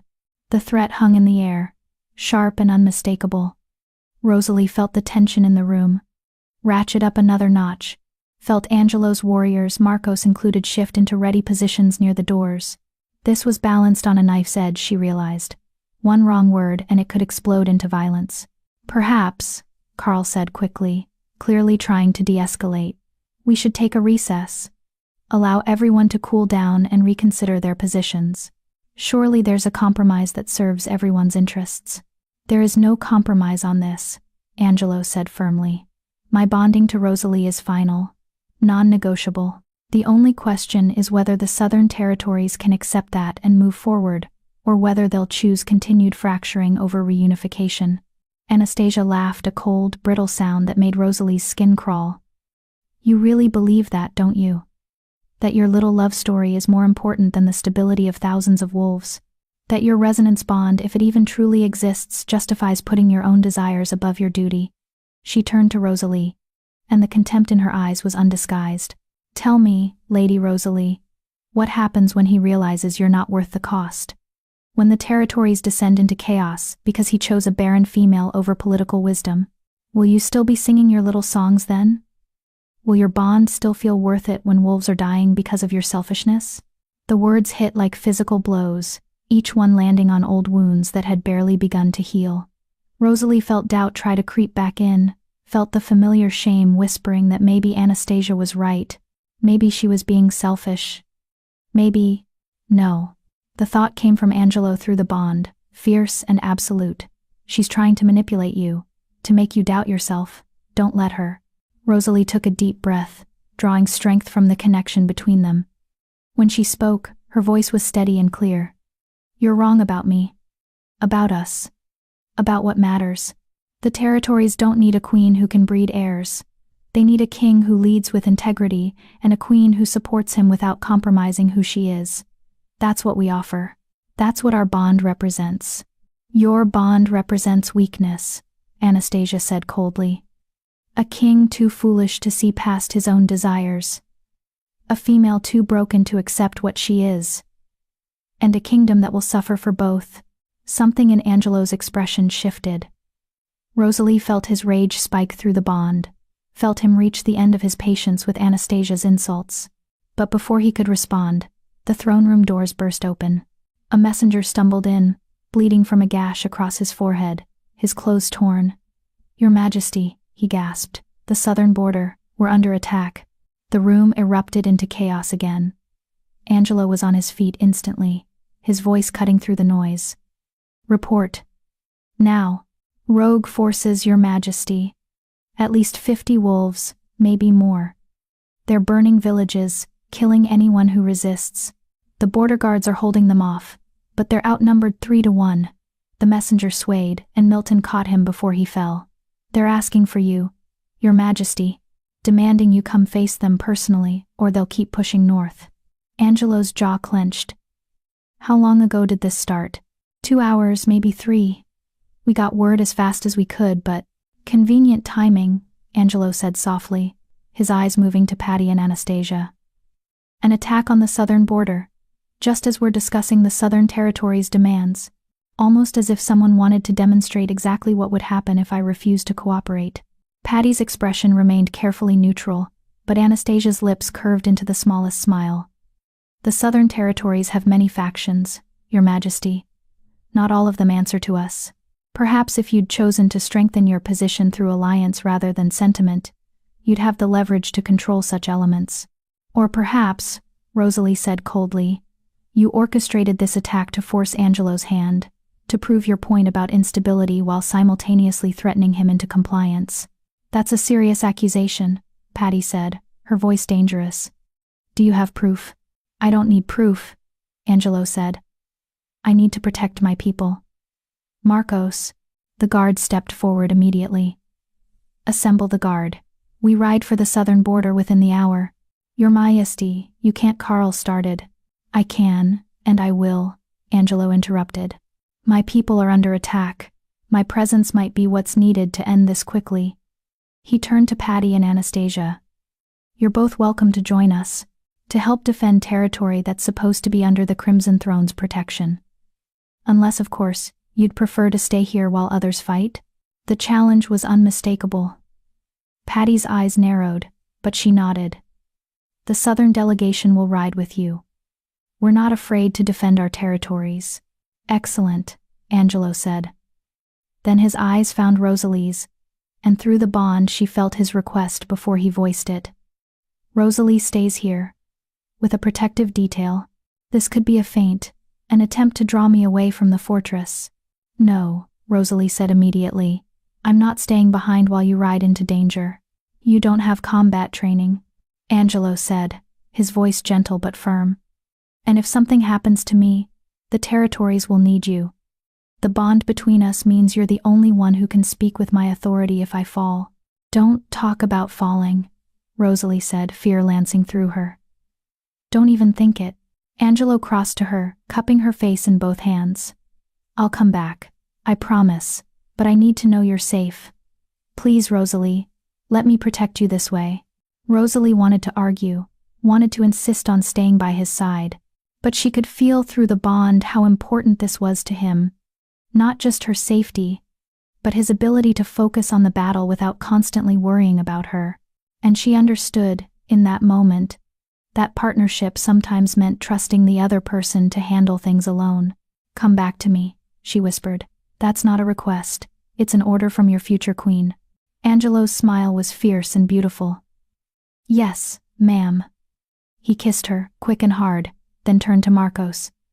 20 guards stay with Rosalie. No one, and I mean no one, gets near her without her explicit permission. Understood?" "Understood, Your Majesty." The next hour was a blur of controlled chaos. Warriors arming themselves, horses being saddled, supplies being gathered for rapid deployment. Rosalie watched from the fortress steps as Angelo led his forces out, a formidable sight in his armor with his sword at his side. Patty and Anastasia rode with the southern delegation just behind him, and Rosalie couldn't shake the feeling that something was wrong with this entire situation. "It's too convenient," she said to Marcos, who'd stayed behind as head of her protective detail. "The timing, the demands, the way Anastasia smiled when the messenger arrived. This is a trap." "I think so too," Marcos agreed grimly. "But what kind of trap?" And for whom? They got their answer 3 hours later. A second messenger arrived, this one from the opposite direction, the northern border, and his news made Rosalie's blood run cold. Rogue forces on the northern border as well, the messenger reported. At least 100 wolves, possibly more. They're not attacking yet. Just positioning themselves. Waiting for something. They're boxing us in. Rosalie realized with growing horror. The southern attack was a diversion. They drew Angelo and most of the guard away, and now they're positioning forces on the northern border too. She stopped, her eyes widening. To attack the fortress. They're going to attack while Angelo is gone and the defenses are weakened. Marcos swore viciously. We need to recall the king immediately. There's no time, Rosalie said, her mind racing. Even if we sent a messenger now, it would take hours for Angelo to get back. The northern forces will attack long before then. She turned to Marcos, her expression hardening with decision. How many guards do we have? 20 here with you. Another 30 scattered throughout the fortress and immediate grounds. Maybe 50 total, including servants who can fight if necessary. Against 100 trained warriors. Rosalie's hands clenched into fists. We're outnumbered 2 to 1. We can barricade the main gates, Marcos said. Hold them off until the king returns. The fortress is defensible, it was built to withstand sieges. But Rosalie was already shaking her head, an idea forming that was either brilliant or completely insane. No, we don't defend, we distract. What? They're coming for the fortress because they think it's vulnerable, Rosalie said, speaking quickly. Because Angelo is gone and there's minimal defense. But what if we make them rethink that assessment? What if we make them believe the fortress is more protected than it actually is? How? Marcos asked, though understanding was starting to dawn in his eyes. Rosalie pulled her mother's journal from her pocket, flipping to the pages about the Song of Binding. The song has power, Marcos. Real, tangible power. Angelo and I used it to break a curse that 17 females died attempting. What if we could use it to create an illusion? To make 100 warriors think twice about attacking? You want to sing? Marcos looked skeptical. Lady Rosalie, I respect what you and the king accomplished. But one voice against 100 warriors. Not one voice, Rosalie interrupted. Many voices. The song was passed down through my bloodline, yes, but the melody itself is simple. Anyone can learn it. And if enough people sing it together, if we create a harmony that echoes through the valley. She met Marcos's eyes. What if we could make them believe this fortress is protected by something ancient and powerful, something they don't want to face? Marcos stared at her for a long moment. Then, incredibly, he smiled. You know what? Angelo was right about you. You really are worth fighting for. He turned to the assembled guards. Gather everyone who can hold a tune. Servants, guards, anyone.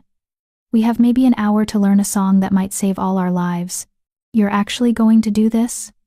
One of the younger guards, Eric, asked incredulously. Do you have a better plan? Marcos shot back. Eric grinned. Not even slightly. Let's sing these bastards back to whatever hole they crawled out of. The next hour was organized chaos. Rosalie gathered everyone she could find. Guards, servants, even the elderly cook named Thelma, who'd been with the fortress for 40 years. She taught them the basic melody of her mother's lullaby, the shield song that had anchored Angelo during his transformations. It was simpler than the full harmony she and Angelo created together, but it was powerful in its own right. And when 50 voices sang it together, even without Angelo's sword harmony to complete it, the effect was remarkable. The air itself seemed to vibrate with energy.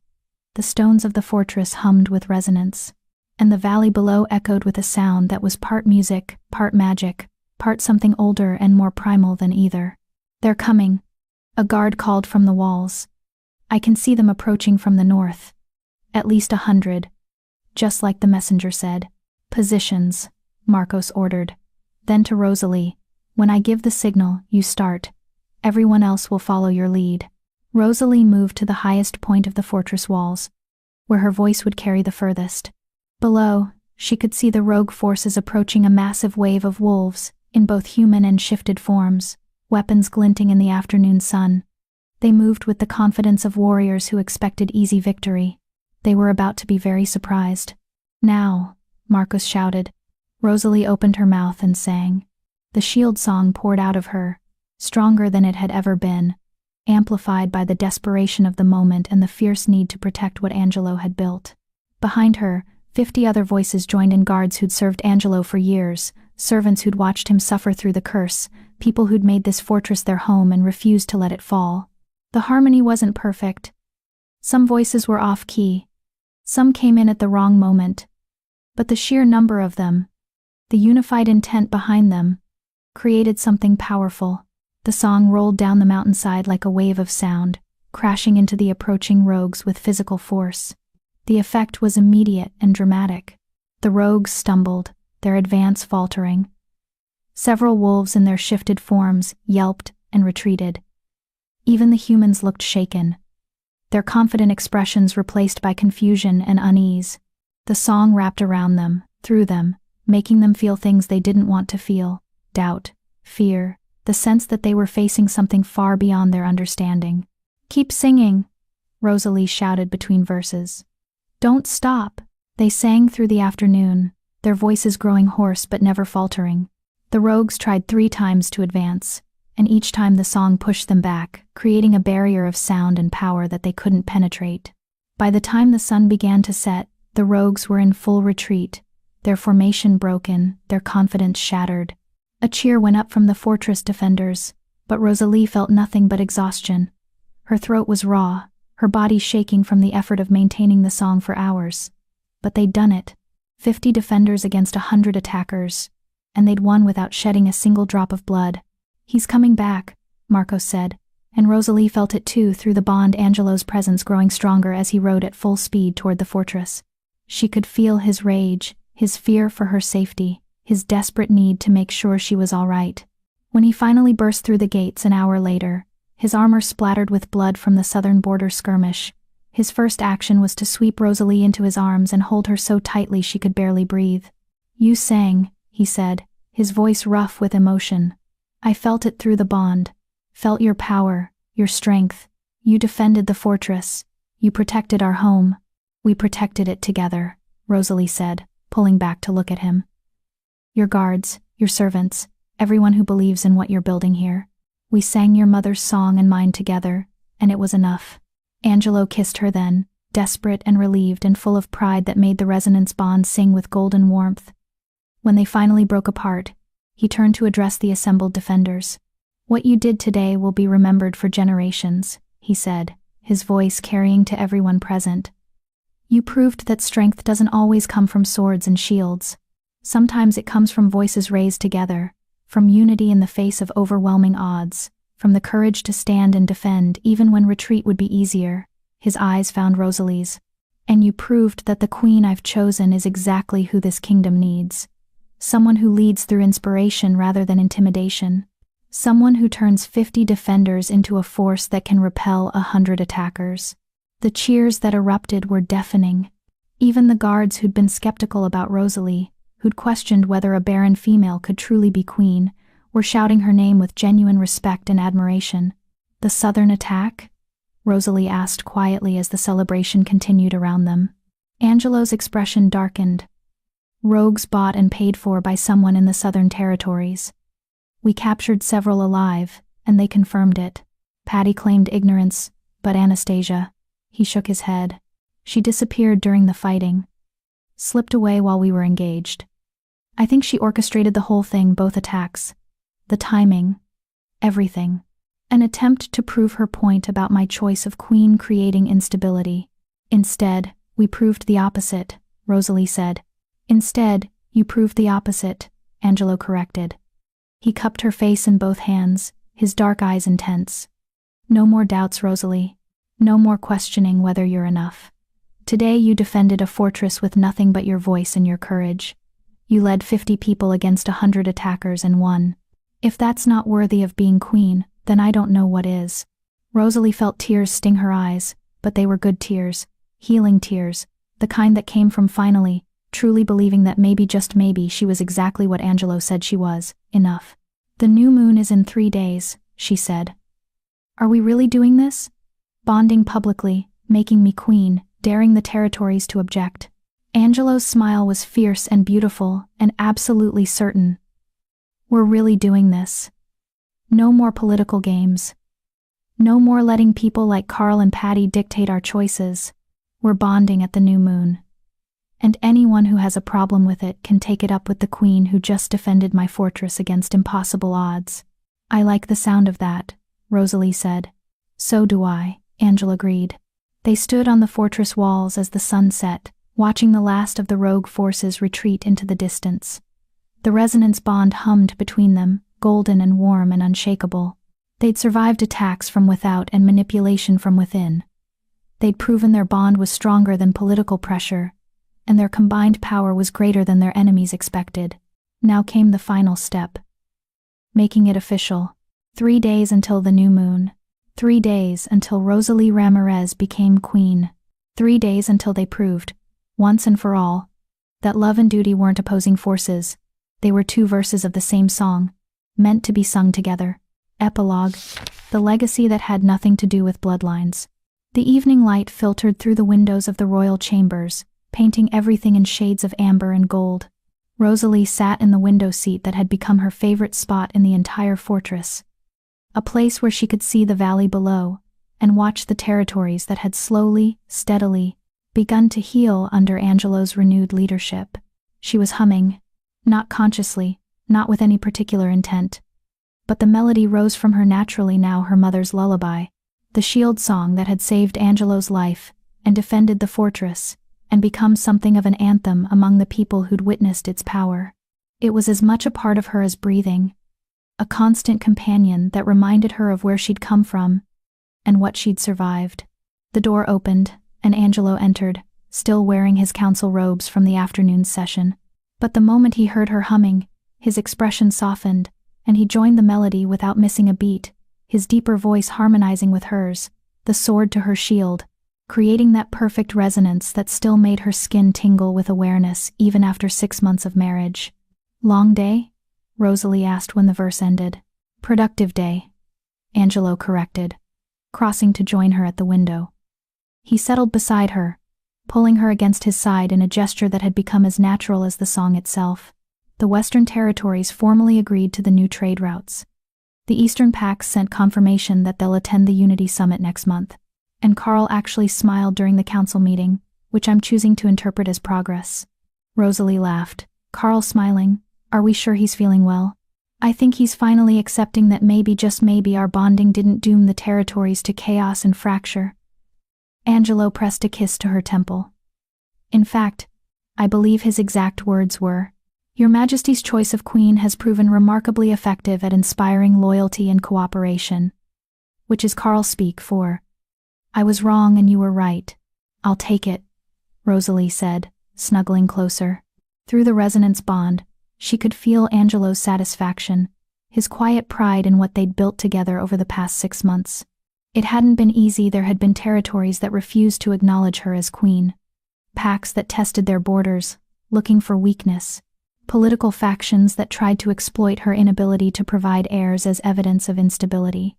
But slowly, steadily, they'd won over the doubters, not through force or manipulation, but through consistent leadership and the undeniable proof that their bond made them both stronger, not weaker.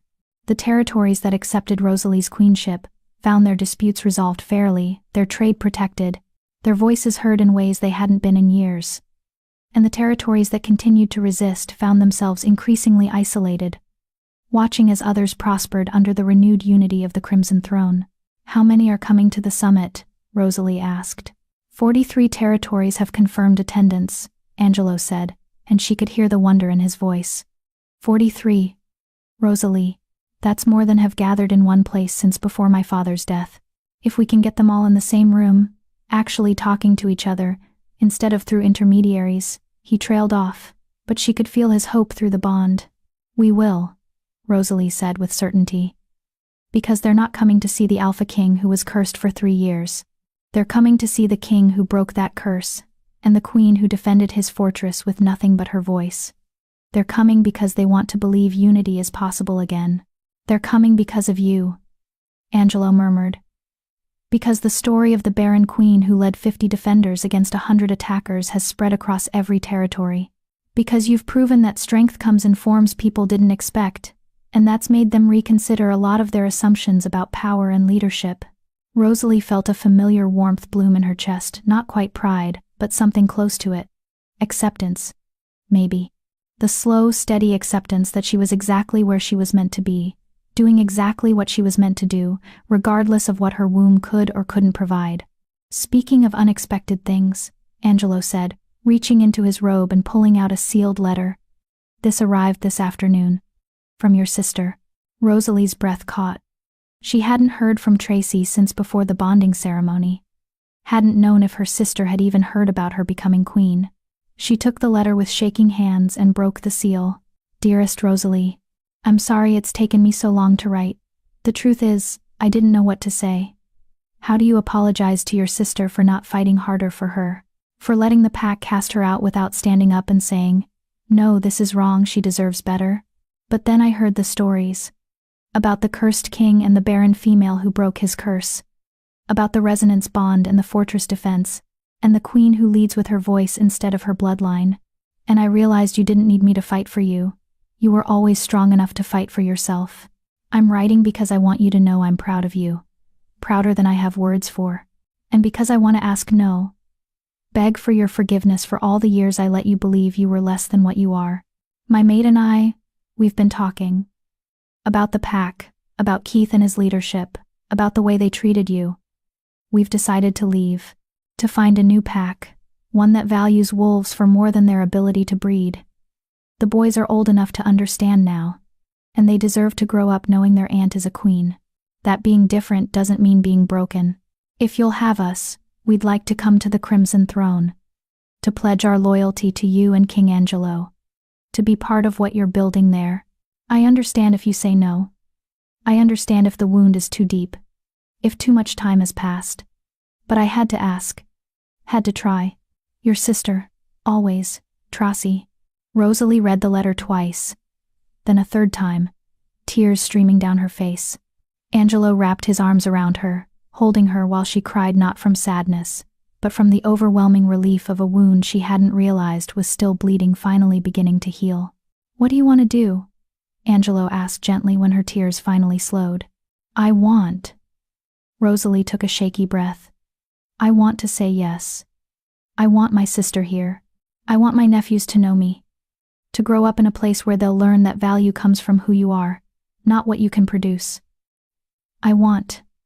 She stopped, pressing her face against Angelo's chest. Is that selfish? After everything that happened.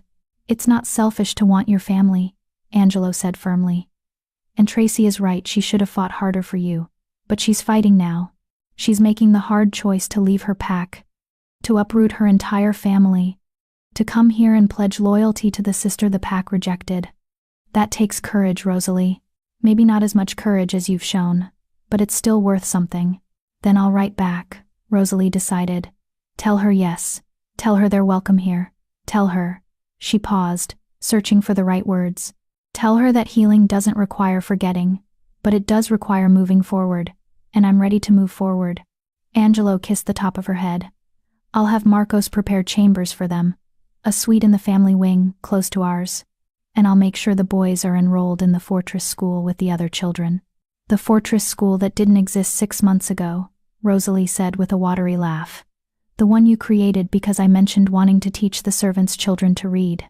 The one that now serves 70 children from across the territories. Angelo corrected. And has a waiting list twice that long. See? Your ideas have a way of growing into something bigger than either of us expects. They sat in comfortable silence for a while, watching the sun sink lower on the horizon. Through the window, Rosalie could see people moving through the fortress grounds, guards changing shifts, servants finishing their daily tasks, children playing in the courtyard that Angelo had designated as a safe space for families. The fortress felt alive in a way it hadn't when she'd first arrived 6 months ago, when it had been more tomb than home, more prison than palace. I've been thinking, Angelo said eventually, his tone careful in a way that suggested he'd been working up to this. About succession. About the council's concerns regarding heirs. Rosalie stiffened slightly. Angelo. Wait, let me finish. He shifted so he could look at her properly. I know we've said we'll adopt when the time is right, or designate an heir from another line, but I want to do something more than that. I want to change the succession laws entirely. Rosalie blinked. What? The current laws say the throne passes through blood eldest child, or failing that, closest blood relative, but that system only works if you believe power comes from bloodlines. If you believe genetics matter more than capability. Angelo's dark eyes were intense. I don't believe that, Rosalie. I don't believe my ability to rule came from my father's blood. It came from the training he gave me, the values he instilled, the example he set, and if that's true, then why shouldn't we pass the throne to someone we train? Someone we choose not because of their genetics, but because of their character and strength and leadership potential. You want to create a meritocracy, Rosalie said slowly, understanding dawning. Choose our heir based on who's actually best suited to rule, not who happens to carry our blood. Exactly. Angelo's voice grew more animated. We could establish a system where potential heirs adopted children, promising young leaders from various territories. Even common-born wolves who show exceptional ability undergo training from a young age. Learn governance, diplomacy, combat, everything needed to rule effectively. And then when the time comes, we designate the most qualified as heir, regardless of bloodline. The council will fight you on this, Rosalie warned. Carl especially, he's traditional to his core. Let them fight, Angelo said with a grin that was sharp and dangerous. I'm the Alpha King who broke a supposedly unbreakable curse and bonded with a barren queen. If I can do that, I can certainly convince a council that bloodlines are overrated. Rosalie laughed despite herself. You make it sound so simple. It won't be simple, but it'll be right. Angelo took her hands in his. And it'll be our legacy, not children of our bodies, but something potentially more important, a system that values ability over birth, that gives every wolf a chance to prove their worth regardless of who their parents were. Imagine what that could mean for the territories, Rosalie.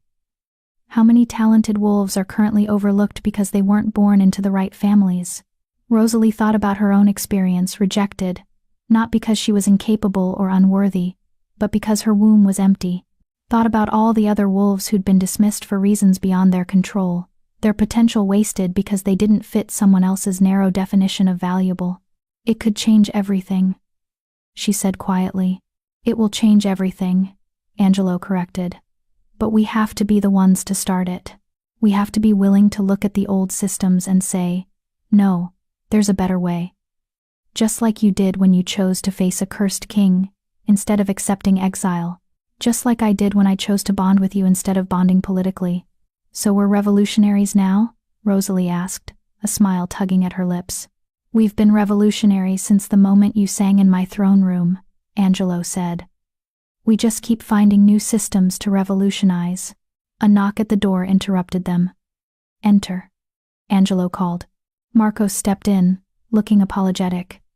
Apologies for the interruption, Your Majesties. But there's someone at the gates asking for an audience. Dennis Pope and Daryl Fitzpatrick, the bounty hunters who originally brought Lady Rosalie to the fortress. Rosalie sat up straight. Dennis and Daryl? What are they doing here? They say they have news, Marcos said. And a request. They wouldn't elaborate, but Dennis said to tell you that it concerns others like Lady Rosalie, other rejected wolves who might benefit from what you've built here. Rosalie and Angelo exchanged glances. Through the bond she felt his curiosity mirror her own. Send them in, Angelo said. We'll meet them in the informal receiving room. And Marcos? Have the kitchen send up food and drink. If they've traveled from far, they'll be hungry. 20 minutes later, Rosalie and Angelo sat across from the two bounty hunters who'd guided her to the Crimson Throne 6 months ago.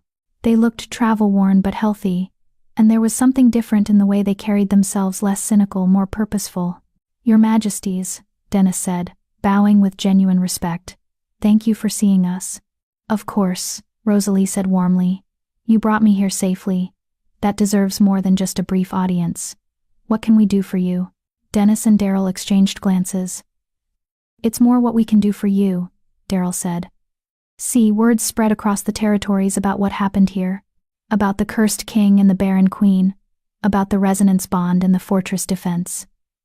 And that's inspired questions from wolves who thought they had no place, no value, wolves who've been rejected or cast out for reasons that have nothing to do with their actual worth. We've encountered at least a dozen in the past few months, Dennis continued. Females deemed too old for bonding. Males injured in combat who can no longer fight as they used to. Children born with differences that made their packs uncomfortable. All of them hearing about you, Your Majesty, he nodded to Rosalie, and wondering if maybe there's a place for them too. A place where they'd be valued for what they can do rather than judged for what they can't. Rosalie felt something catch in her throat. You want us to take them in? We want you to do what you've already started doing, Dennis said. Building a place where wolves are valued for their character and capability, rather than their bloodlines or their conformity to tradition. You've already got the school for children, the guard that accepts wolves from any territory, the council positions that Angelo's been filling based on merit rather than birth. He leaned forward. Why not formalize it? Create a formal policy that the Crimson Throne welcomes wolves who've been rejected elsewhere. Make this the place where second chances actually exist. It would send a powerful message, Daryl added. About what kind of kingdom you're building. About what kind of values you represent. Angelo was silent for a long moment, his face thoughtful. Through the bond, Rosalie felt him working through the implications, the political ramifications, the practical considerations, the resources that would be required. But beneath all of that, she felt his fundamental agreement with the idea. His recognition that this was exactly the kind of legacy they'd just been discussing. We'd need to establish proper systems, Angelo said finally. Housing, job placement, integration programs to help newcomers adjust. We can't just open the gates and hope for the best. We'd need to vet people carefully, Rosalie added. Make sure we're not inadvertently welcoming wolves who were rejected for legitimate reasons, violence, criminality, behavior that would endanger others. But if we do it right, Angelo continued, his voice growing stronger with conviction. If we create proper structures and support systems, this could be exactly what the territories need. A living demonstration that value comes from within, not from bloodlines or traditional standards. A place where every wolf gets a fair chance to prove themselves. So that's a yes? Dennis asked, a smile spreading across his weathered face. That's a yes. Angelo confirmed. We'll need your help, though.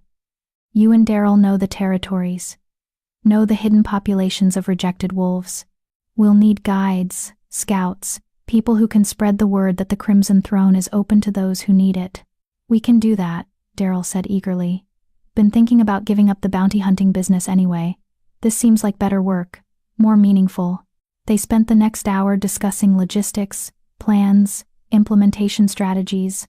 By the time Dennis and Daryl left with promises to return within the month with the first group of rejected wolves seeking sanctuary, Rosalie's head was spinning with possibilities. We're really doing this, she said, as she and Angelo prepared for bed later that night. Opening the fortress to every rejected wolf in the territories. Creating a sanctuary for the unwanted. We're creating more than a sanctuary, Angelo corrected, pulling her close. We're creating proof that the old systems are broken, that there's a better way. And we're doing it because you survived being rejected and became a queen, which means there are probably dozens, hundreds of other wolves out there with similar potential that's being wasted. Rosalie rested her head on his chest, listening to his heartbeat, feeling the resonance bond pulse with golden warmth between them. My mother would have loved this, she said softly, seeing what her song accomplished, knowing that breaking your curse was just the beginning. She knew, Angelo said with certainty. That's why she sent you here. Not just to break the curse, but to start something bigger, to prove that being different doesn't mean being broken, and that sometimes the wolves everyone else overlooks are exactly the ones who change the world. 3 months later, the Great Hall was packed to capacity for the first official Unity Summit in over a decade. Representatives from 47 territories filled the long tables, more than had confirmed attendance, more than Angelo had dared hope for. The air hummed with conversation, with negotiation, with the careful dance of politics that was slowly, steadily rebuilding connections between packs that had been fractured for too long. But it was the smaller ceremony happening before the summit that meant the most to Rosalie. She stood at the front of the hall with Angelo beside her, watching as 12 wolves stepped forward, the first official group of rejected wolves to be formally welcomed into the Crimson Throne's protection. There was Elma, a female in her 40s who'd been cast out when she could no longer bear children. Jean, a male who'd lost his arm in combat and been deemed useless by his former pack. Glenda, a child born with a twisted leg who walked with a pronounced limp, and 9 others, each with their own story of rejection, each looking at Rosalie and Angelo with expressions that mixed hope with disbelief. "You come here having been told you are broken," Angelo said, his voice carrying to every corner of the hall. "Having been cast out, rejected, deemed less than. But I stand before you as a king who was cursed for 3 years and told he would never be whole again. And beside me stands a queen who was rejected 3 times for being barren, who was told she had no value because her womb was empty." He reached for Rosalie's hand, and she squeezed it tightly, drawing strength from the contact, from the bond that hummed between them. "We are proof," Rosalie continued, "that being different does not mean being broken. That value comes from character and courage, and the willingness to keep fighting even when the world tells you you're worthless. Each of you has that value. Each of you has potential that your former packs couldn't see. And we're honored, truly honored, to welcome you into our home and help you discover exactly how strong you are." She pulled out a small wooden box, opening it to reveal 12 pendants, each one carved with the symbol of the Crimson Throne intertwined with a musical note, representing both Angelo's authority and the song that had brought them together. One by one, she placed the pendants around each newcomer's neck, a physical symbol of their acceptance, their place, their worth. When she reached the last one, a young male named Lucas who'd been rejected for being too small, too weak to be useful in combat, he looked up at her with tears streaming down his face. "Why?" he asked, his voice barely a whisper. "Why would you do this for us? We're nobody. We have nothing to offer." Rosalie knelt so she was at his eye level, mindful of the entire hall watching this moment. "You're wrong about that, Lucas. You have everything to offer. Your survival is proof of your strength. Your willingness to come here, to try again despite all the rejections you've faced, that's courage. And this kingdom needs courage more than it needs anything else." She placed the pendant around his neck, and Lucas threw his arms around her, sobbing openly. Rosalie held him, let him cry out years of pain and rejection and loneliness, and when she looked up, she saw that half the hall was in tears, including several of the hard-bitten territorial representatives who'd probably never cried in public before. That night, after the ceremony and the summit sessions and the endless rounds of negotiation and diplomacy, Rosalie and Angelo finally retreated to their chambers. They were exhausted, wrung out from the emotional intensity of the day, but also satisfied in a way that went deeper than any political victory could provide. 12 wolves, Rosalie said, collapsing onto their bed. 12 lives that might have been wasted if Dennis and Daryl hadn't found them.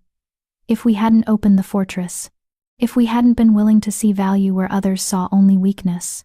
12 now, Angelo said, settling beside her. But Dennis says there are at least 50 more waiting for the next group. And as word spreads, as the rejected wolves tell their stories to others who need to hear them. He trailed off, but his meaning was clear. This was just the beginning. Rosalie turned to face him, studying the man who'd become her partner in every sense of the word. The curse was long gone, but traces of what he'd survived still lingered in the shadows beneath his eyes, the occasional wariness in his expression when he was caught off guard. Just as her own scars from 12 years of rejection still made her doubt sometimes, still whispered that she wasn't enough despite all evidence to the contrary. But they'd learned to lean on each other in those moments. To use the resonance bond to remind each other of their worth when they forgot. To sing together when the darkness threatened to overwhelm them individually. "Sing with me?" she asked softly. Angelo didn't question, didn't ask why. He just opened his mouth and began humming the melody, his mother's sword song, the harmony that completed Rosalie's shield. She joined in, and their voices wove together in the pattern that had become as natural as breathing, creating that golden resonance that pulsed through the room like a living thing. They sang the lullaby that had saved Angelo's life and defended the fortress and become the anthem of rejected wolves seeking sanctuary. They sang it not because they needed to, but because they wanted to, because the song had become more than just a tool or a weapon. It had become a celebration, a reminder, A promise that they'd keep building this new world together, one rejected wolf at a time, one revolutionary idea at a time, one verse at a time. When the final note faded into silence, Angelo pulled Rosalie close, pressing a kiss to her forehead. "I love you," he said. "I love the life we're building. I love the kingdom we're creating.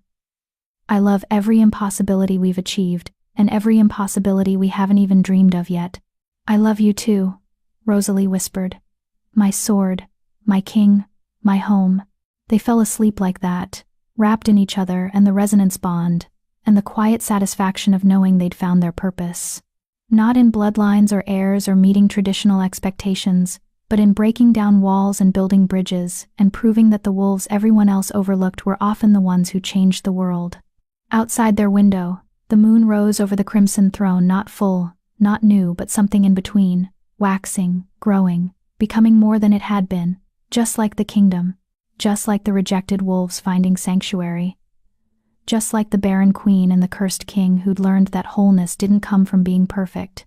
It came from being exactly who you were, scars and all, and finding someone who saw those scars and loved you not despite them, but because of everything you'd survived to earn them. The song had ended, but the melody would continue, carried forward by every wolf who learned it, every child who sang it, every rejected soul who heard it and realized that maybe, just maybe, they weren't broken after all. They were just waiting for someone to teach them the harmony,